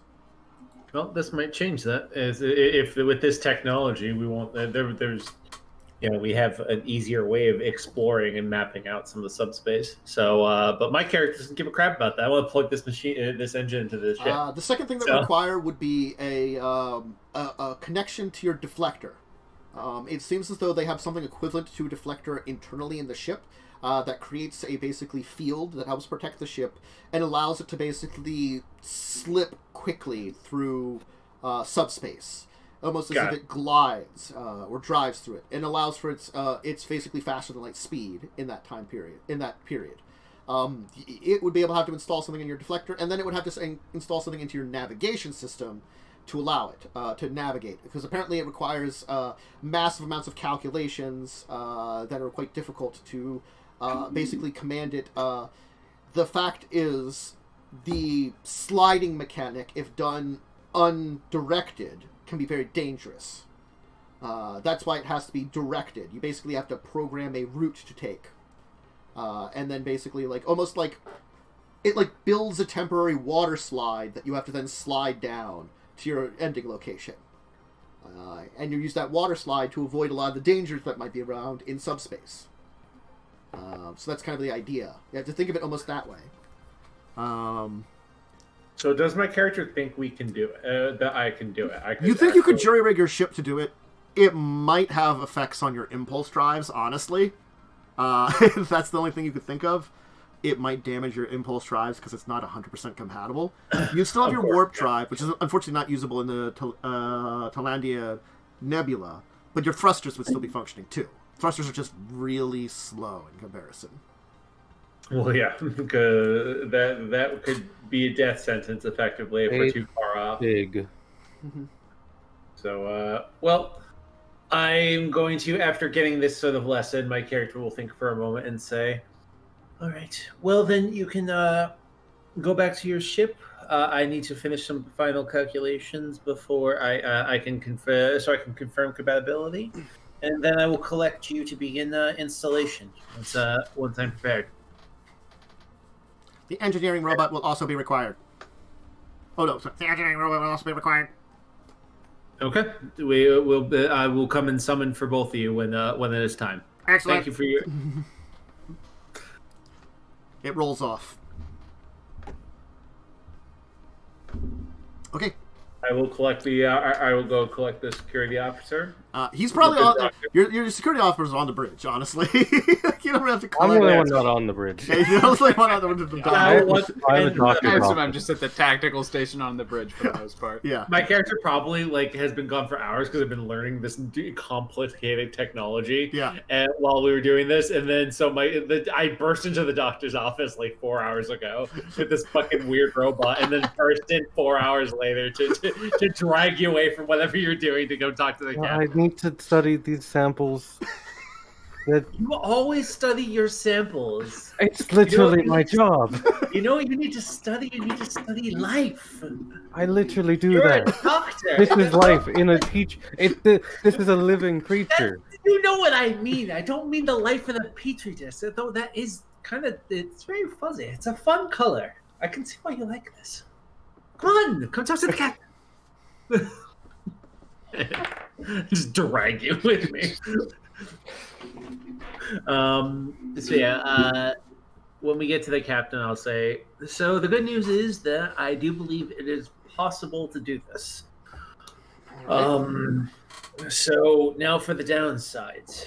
Now, one, to properly connect this thing, it's going to need connection to our engine, our shields, and our navigation. Deflectors aren't shields. Deflectors, I apologize. Deflectors basically, it's the thing that basically creates the field to protect against like particles and stuff. You know, it's like it's like a mild version of shields. Like shields are this is like getting rid of debris and stuff like that. So it's so that when I'm traveling fast with the light and I hit like tiny things, it doesn't just ram into your ship and destroy. Yeah, just destroy you and tear you apart. To be fair, the confusion is warranted. Deflector shields are a thing in the other sci-fi series. Yes, the one I'm more familiar with. I apologize.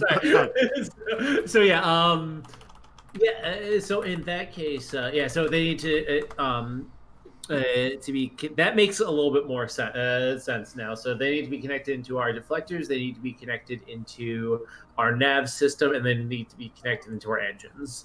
So that is just unavoidable to do. I'll be doing the installations, but without completely taking apart the engine, I can't guarantee there isn't anything inside there that would be dangerous once, connected into our engines, which I will not have time to take the entire thing apart. So there's that downside. However, my read of the two doesn't read as though they mean any harm. It seems as though they are, at worst, a little scared, and most likely just people who are far from home looking to get back. And we are their best bet. So if given the vote, Captain, I would say that we should do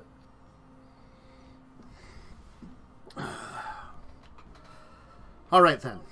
Okay. So, you will take the time to install the systems on your ship. It will be a little bit of a process, honestly.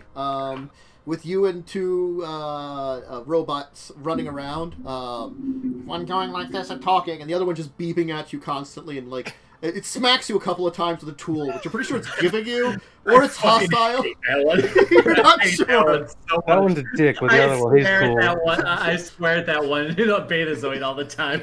Just like hot tools at it. We're like two old crotchety people in a mechanic shop, just hucking tools at each other and squaring. like some of the other, it's like anybody that observes this relationship is just really weird, and you're like going to different parts of the ship and like installing components, and it'll take a while. So it'll probably be at least actually a couple of days to install everything, honestly. How long will it take us to get to the edge of the nebula? It took you half a day to get to the edge of the nebula, so you can get started. Oh, so we're just sitting there. Yeah, you're just gonna sit there at the edge of the nebula. Yeah, it's got it's got like high energy particles that prevent the creation of a stable subspace warp field. So warp travel is at best non-existent, and at worst kind of disastrous in attempting it in the nebula. You can try to create a warp field, it just might not go well.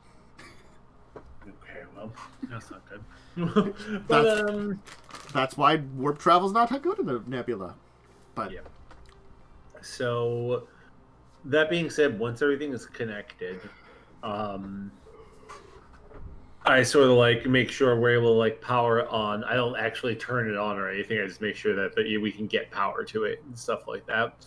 And then I will go first, speak to the captain, let him know, everything's connected to the engines. We will be good to go soon. I'm going to go. I would like to go speak to our guests first, inform them, and get a sense of if they could maybe get us an introduction if we bring them back. I want to make sure that that they don't intend for us to just drop them off and leave. Yeah, you can go communicate with them. You can end up getting into the bridge area with them again and speaking with them. And certainly you'll get some more information from the robot and be like, we do not wish to reveal the coordinates of our home planet, New Ralia. Our own navigation robot will take care of entering it into your systems if you do not mind. I do not. I understand needing to keep your home planets a secret for safety's sake. I would ask that in exchange for us escorting you safely back to your homeworld, that perhaps we might be able to meet with some of your people. It's going to communicate back. I've been instructed to inform you about the origins of New Ralia. We are not of your galaxy, we do not think. Some centuries ago, a ship bearing our my master's ancestors and the ancestors of those others at our colony was traveling through subspace, and an accident happened, compelling us deep through subspace, increasing our speed perhaps tenfold. When we estimated what we had traveled, we had come to a galaxy that was far from our own, very far. We have found home in your nebula here. Scanning your systems has found that they are quite different.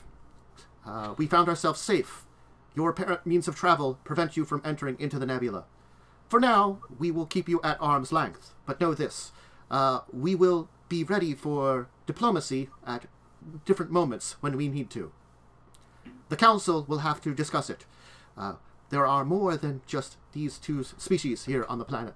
There's a combination of over a dozen species on our world, from our home location.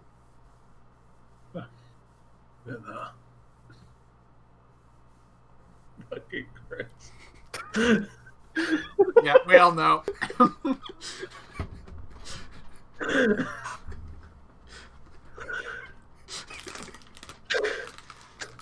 Okay. you got it back? Just give it a second there, huh? Shake it off. Okay.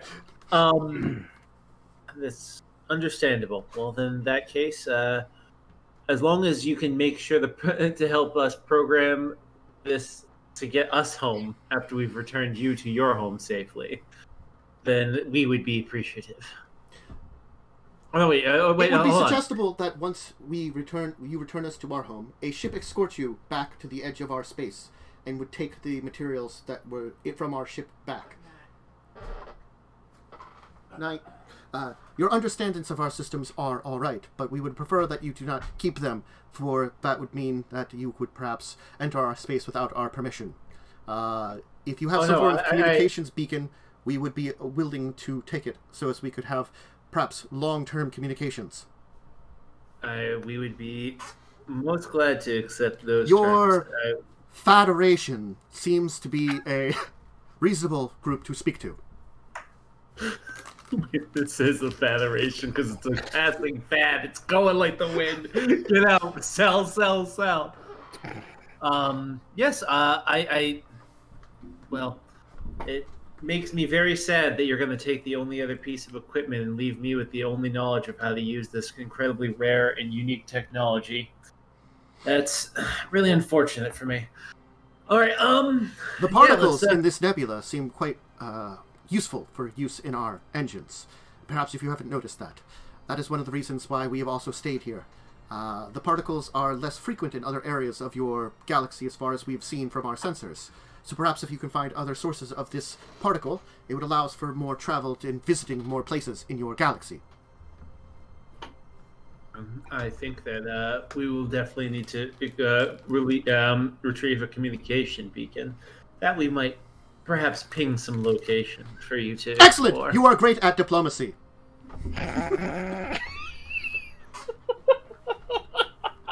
You know, I wish I got this much feedback when I was learning. That's very nice. Positive affirmation. That's what I've always believed. Okay. Well, to work then. Here we go. All right. So, you'll be able to finish up everything, set it up, and be ready to travel and dive into subspace. The systems are online.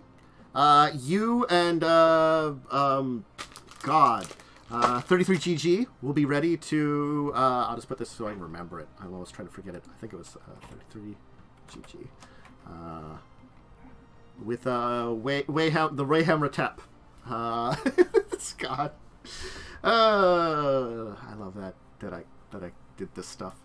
I every time I do one of these, I love the horrible things I do to the people in these games. Anyway, all right.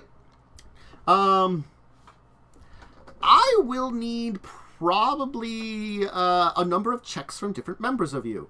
I'm going to need a let's see here, a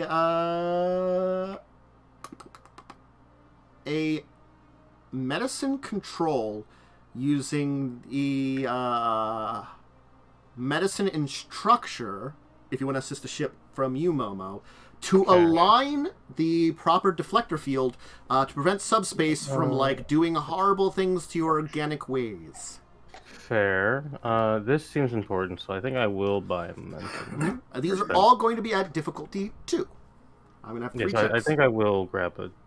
I'll use one of the momentums. I just gotta, it seems like, dying sucks. Yeah, I would absolutely say that. You You said spending 3, you said? I'm spending 1. I would say spend 3. Get the 2 days. You might need it though. I still think that I prefer my Other organs being people might need it.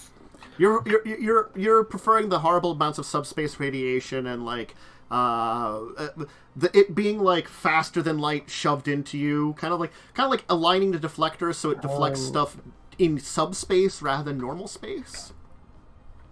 I don't think I have anything I can do to focus this. I'll be honest. I don't think art focus is gonna help, nor is composure or parasitology. No, but this is certainly you were informed that like your expertise would be best in this to align it, because it is more of a biological based thing, creating the. Probably 2. Probably 2. Because you're worried about weird subspace radiations. Yeah, that's pretty bad. How many do you guys think you'll need? I don't want to be greedy with these. So there are going to be more rolls. I will tell you the other checks. There will be an engineering check, which I will have, and then I will have a I think a con check, which is appropriate. Which one of you wants to make the engineering check, and which one of you makes the con check? I should definitely make the engineering. I have a decent con. Wait, what's your con engineering? The advantage of the one that has con has an advantage because they also have a robot helper, so they have 2 helping. So I have a 2 of con, a con of 2. What's your engineering? 1. Oh, okay. So you're probably gonna still want to do the con then. I'm 4 con, 5 engineering. I should definitely do the engineering though. Yeah. So I want to do stuff with engineering. I will just do the 1 momentum because I can re-roll a d20. Okay. When I buy momentum. Okay. And then for the ship, it was structure medicine. Yeah. Okay, I'll roll mine first. That's I'm gonna re-roll that 0 in a second. Yeah. Okay. Just so I'm gonna re-roll a 0 because I might as well, right? Yeah. It's just a d20, yeah, or 2d20 or whatever.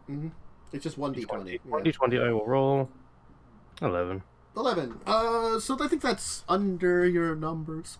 I think it is. You have to get below 15. It looks like what it was. Control medicine is 15. Okay. Yeah. So you will get 2 momentum. To earn your momentum back. And you will make sure y'all don't horribly die to radiation.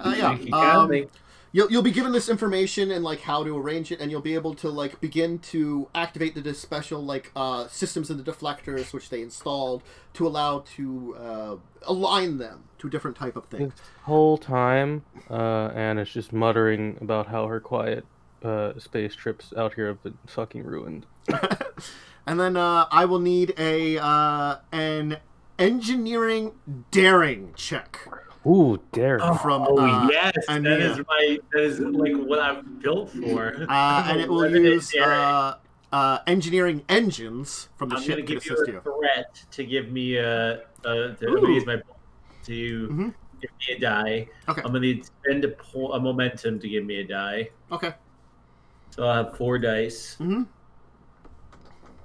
I've set the ship up properly. Engineering and engines. does warp engines help at all? I'm assuming still no, because these are not warp engines. No, these are very much not warp engines. Nothing else does anything. I'm going to do this very nice thing, though, and like spend 2 of this threat to give you a complication in this.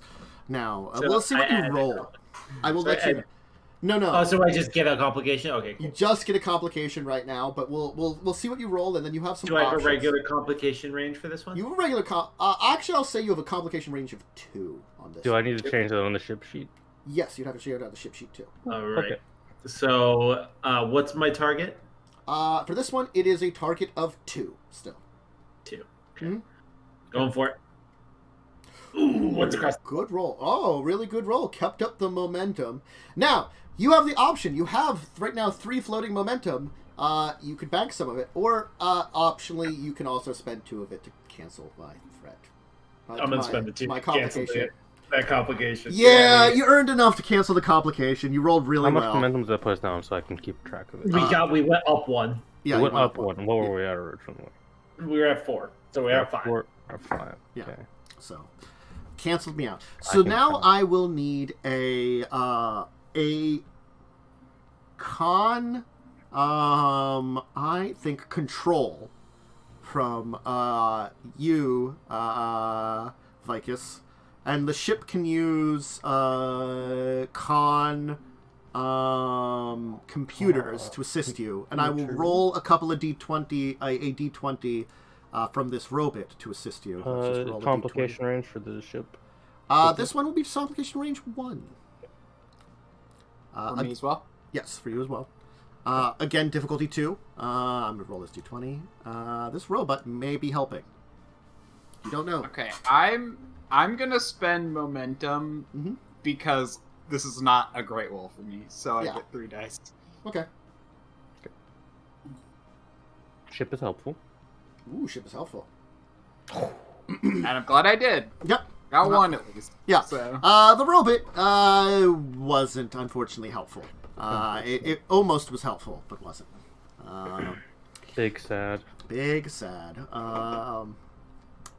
So yeah, but you will manage to basically work with the robot's basically focusing more on entering coordinates, so you know it's not being very helpful. It's making sure to like do its job, but basically like it's someone experienced is asked to basically like it's effectively like you're at the oars on a boat going down a raging rapids. Actually, more like that's what it probably feels like diving here. The water slide analogy, it's how fast it is, but it's raging rapids. You know, it's like you're like swinging back and forth and like, you know, avoiding stuff and like, you know, and like trying to navigate, and like the robot's throwing you like it was using the computer to throw you like course changes rapidly, and so you're doing that and you're keeping up the ship, and it seems like the combination of all three of you working together manages you to complete this subspace dive, and you will arrive deep within the nebula, outside of a massive green planet. The planet will actually have, in its northern hemisphere on one of the continents, the continent just appears to be silver. What you can tell, they've converted one of the continents on the north to a massive city district. Like, the entire thing has been converted. Interesting. The rest of the planet seems pretty wild still. They've concentrated their area just on one of the northern continents. In the most temperate zone, it looks like, for this area. You're certainly in the nebula. The area is, like, clouded with gas and stuff, and, like, long range, you know, probably, like, sensors are blocked. Even, like, visual. You're just seeing, like, where the star of this system is in comparison to it. It's a Class M planetoid. 2 moons, probably like I would call them like medium-sized moons in comparison to the planet, and you will allow these folks to depart, and you will be actually contacted voice-wise from the planet once you arrive. Your universal translator will be very good on this one, as it will be a humanoid voice. Like as soon as you arrive, it'll be like, "Who are you? State your business." We come with two of your planet who were lost outside of your borders. We collected them from the reaches of space and have returned them home. We seek nothing more than to return them and to receive a towing back to the edges of your space. We come in peace, bearing the mark of the Federation. My character, it looks very proud. You're earning. Like, I should correct your thing and add ship's diplomat to your thing now. You're the diplomat now. Congratulations, you've just got a new job. It's been promoted. It's been promoted. The captain will look for a Basically, second, like, "Why are you speaking?" and then be like, and then you'll see like that, like the recognition of like, "Guess I don't have to do it now." That's not my job anymore. My captain didn't Let's want work to do for it me. anymore. He very much seemed like the I don't want to deal with this. There's a reason why he has like a tiny ship on the edge of Federation space where nothing Which happens. is cool, and I'm dealing with it. He just opens up his terminal and changes your role real fast. Just like Deletes his chief engineer to chief diplomat. he adds it. Like, he just like adds an end chief diplomat. It's it. I get like a paid demotion.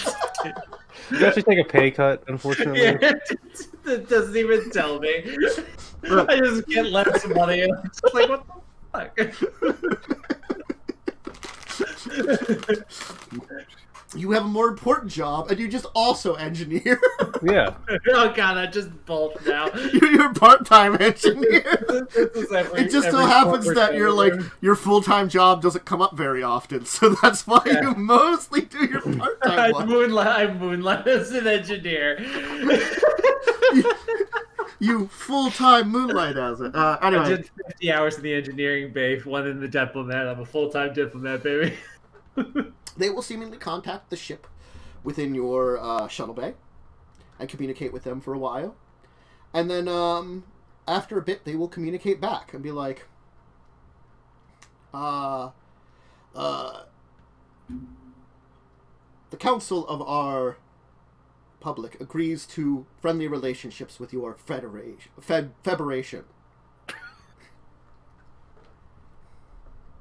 Alright, then you just use that. I click the mute button and look at the others and say, it's not that hard to say Federation, right? It's not me.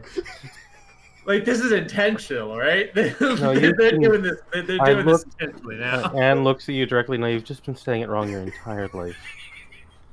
We're all in on the joke. That's good. What do you think? It's a joke, Ed. Like, we're having fun here. Like, we're talking to Fortin. Can you enjoy this moment? Can we stop as a ship for a second and talk about this? And can you enjoy the moment, please? The captain's like, I happen to agree. Come on now. This is pretty flippin' cool. A subtle threat. See, Vixis is getting in on this. He's a security officer. He's supposed to be paranoid. Vixis is enjoying the moment. We're all having a great time, man. And you just seem intent on just being a little bit of a stick in the mud. I'm being honest here. This is an open time. And I just, you know how much I love you. I came and showed you my cool robot, and my like, robot was pretty cool. I'll give you that. Shit! They've been on mute this whole time. Commander Albert's been snickering the entire time. The captain just has a huge grin on his face, you know. Unmute. I'm sorry. What was the question they asked? Federation, are you all right? You cut communications with us there briefly. Yes. Apologies. Yeah. Can you send us some information about your Federation? Yes. Okay. So I'm going to send him. Basically, I imagine there's like a canned amount of information that we have to like a data dump we send out for first contact. There's got to be something like that for the Federation. Because they don't have warp drive, which is normally what you need for first contact, but they do have faster than light travel, which I guess would count. Technically, they are spacefaring because they do have FTL. Yeah. Yeah. So. Yep. So I would just assume spacefaring, procedures, and then I would send out the appropriate data for that. Mm-hmm. Knowing that, and basically give them the canned. They'll send you a basic information packet on some of their information, revealing like the a dozen or so species that are there present. A bit of information about each of their cultures, just some basic information, just as you kind of do an information pack against, probably about your main cultures and stuff, a bit of a culture exchange. You'll spend some time here, basically getting, maybe not true first contact, but like the initial work of it. It seems as though they are not ready for you to actually meet face to face, but they wanted information. And it seems as though there will be further negotiations that will need to be done. But you've opened the doors for that. So it's like you've taken the first step towards first contact. First meeting with this own little federation of species.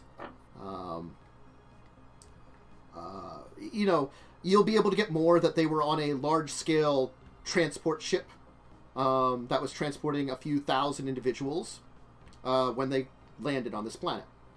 Or crashed on this planet. And honestly, they have no idea how to recreate their accident that got them here. And they estimate it might take them a few lifetimes if they wanted to try to get back to where they came from. Because they're pretty sure, again, they were traveling at over 10 times the speed that they normally would for a period of time. Like, very, very fast, like, you know. So they're pretty sure they traveled in between galaxies by accident. Some kind of horrible subspace accident. And this happened a long, long time ago. I mean, like a couple hundred, like some centuries ago. They've been in this little area for some centuries now, building up. For as long as you share our space, you might count us amongst your allies, or at the very least, your helpful neighbors. If your stance changes and you decide that diplomacy is in your favor, we wish to bequeath to you a communication beacon. It is only able to send and receive simple messages, but it is able to do so across long distances. And if you should wish to engage in diplomatic ties, you can contact us, and we can establish something more direct. There is something more that we can do. Once we escort your vessel out and remove our technological components, we're going to leave you with a representative to go to your Federation Council to begin this. It is a Hammond man.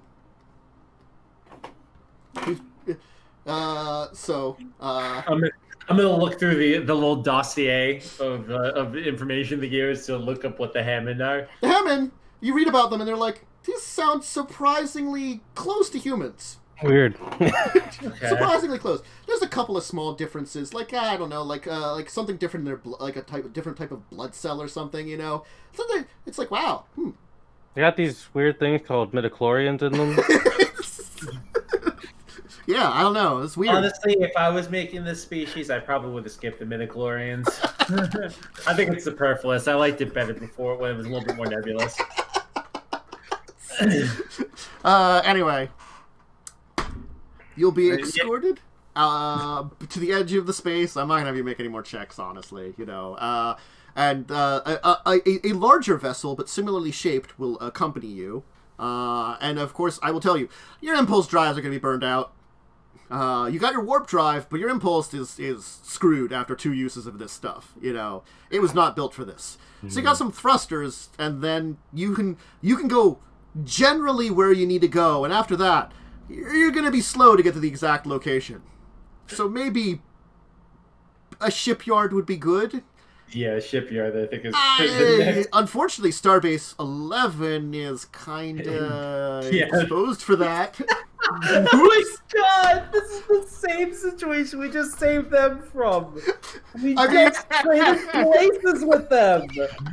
At very least, you can still do warp drive and go like, I don't know, a couple weeks away to where you can actually get big location to get help. Yeah, it doesn't repeat; it just rhymes.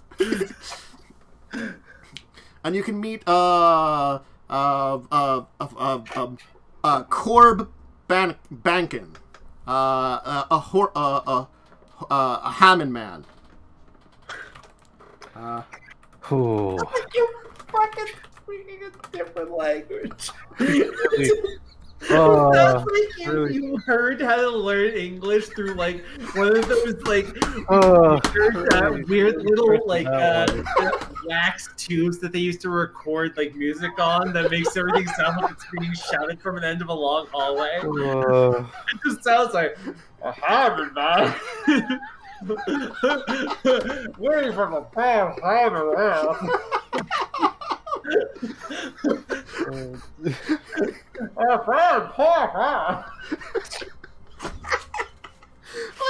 Look, I think we're at the end of the one shot. You did your thing. We told the story. You successfully got totally there. not Wookiees back to their planet with some people that are totally not from the Star Wars galaxy who accidentally got here in the Star Trek galaxy. Turns out it was a galaxy far, far away. That's what I made a long, long time ago.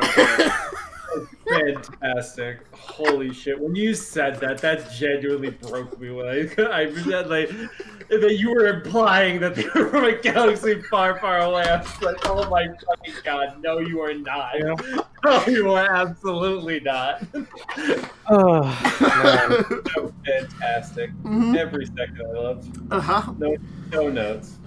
And I could totally use this to make other weird things. Maybe that's where my totally not Mandalorians came from here originally. Yeah, definitely. Totally.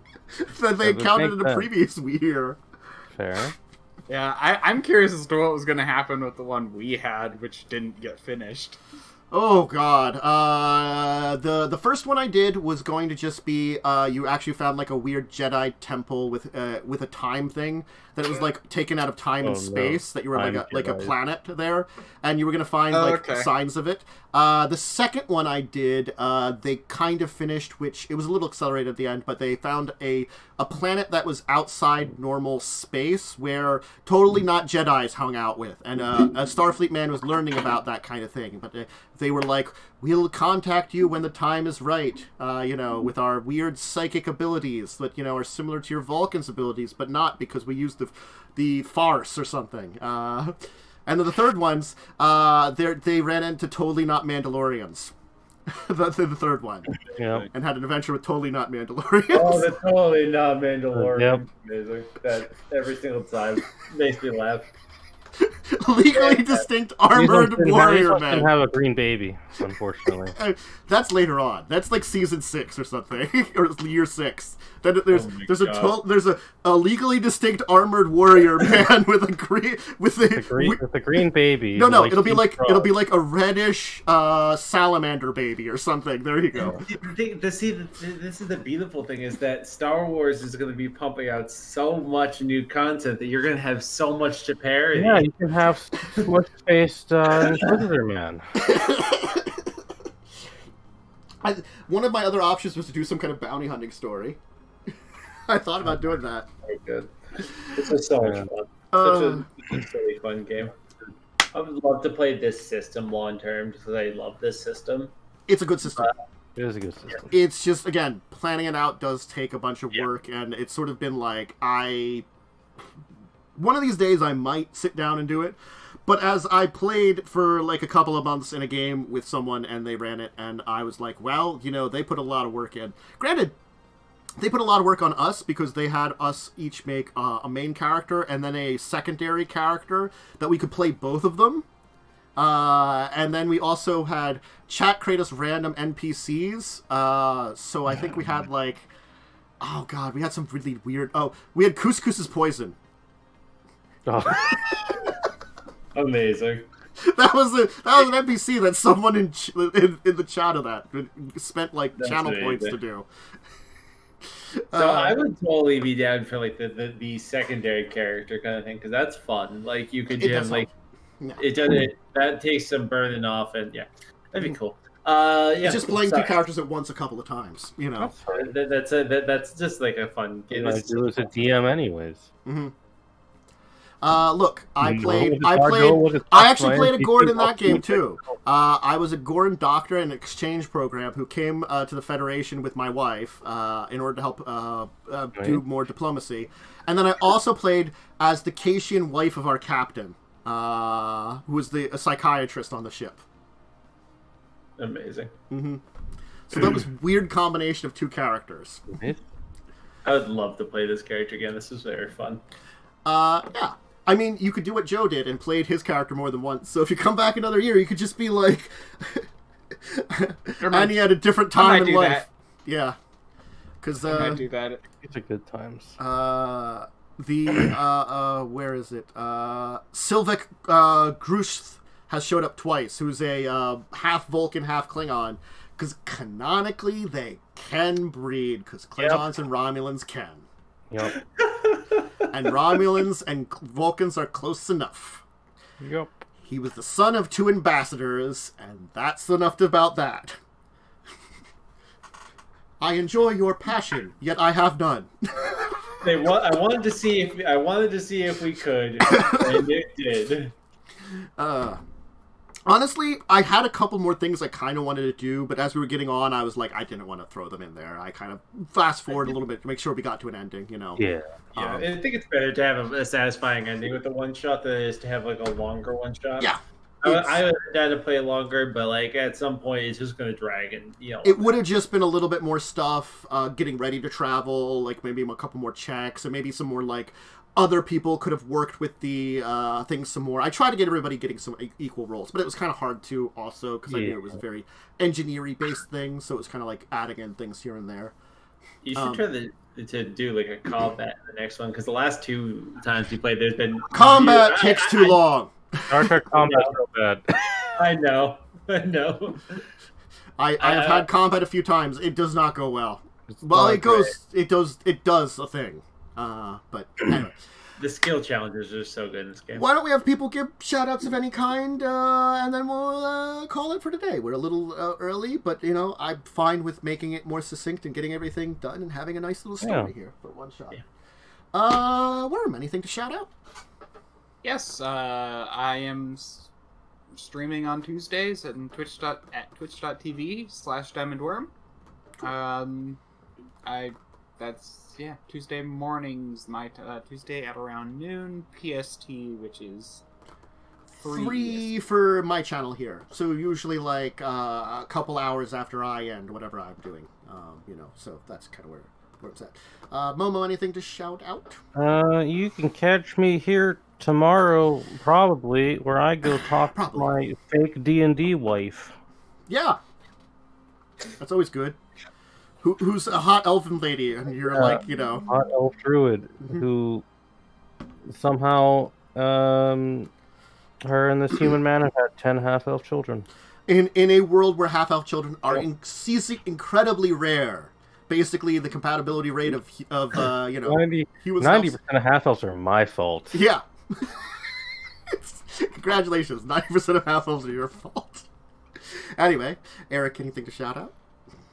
No, you come but watch us here on Wednesdays. I love that game; it's my favorite, and I cannot wait to play the next session of Pirates. Yeah. So schedule. I will probably do a little bit more Final Fantasy VI tomorrow morning. That'll be my morning schedule, and then Bloodstained Ritual of the Night on Friday, because screw Curse of the Moon 2. I threw that out the window. Oof. When I was having difficulty with the difficulty on their normal mode in episode 1, and episode 2 is, it's the same thing but more difficult and you don't have the healing character, I was like, out the window, I'm done with this. I know that. It's sort of like, something like I got to the first boss, like a big boss in Ritual of the Night, and I had difficulty and had to fight it again, but the thing is, I got better at it. Where I'm not fighting the controls constantly because it's 8-bit NES controls. Yeah. Anyway, so I threw that out the window. Tune of Wrath tomorrow, 9 p.m. EST. Hopefully join us there. We should be on schedule. I have to poke everybody to make sure. Discussing Tabletop on Saturday, and theoretically next week back to Buccaneers. We'll see what's going on. That should be back at this time frame at the normal time place. As long as we have everybody that we have right now, that kind of thing. And then the rest of my schedule's up on my Discord, kind of like, and if I put out more stuff in, I'll let people know. I tend not to, because I tend to get lazy after I've done my things, and I'm like, I could organize something new. And I say that, and then I call it a day. But anyway, I hope everybody had a really good time, enjoyed this. I do love running these, and I love my weird meme of playing a Star Trek game on it, and with Star Wars references on Star Wars Day. Honestly, It gives me a smile every time. So, thank you everybody who joined me. Thank you for my wonderful players who were willing to kind of pop on here with a few days advance and stuff like that and get some characters together. That worked out really well. And, yeah. Everybody, farewell for now. Goodbye, goodbye, goodbye. Bye.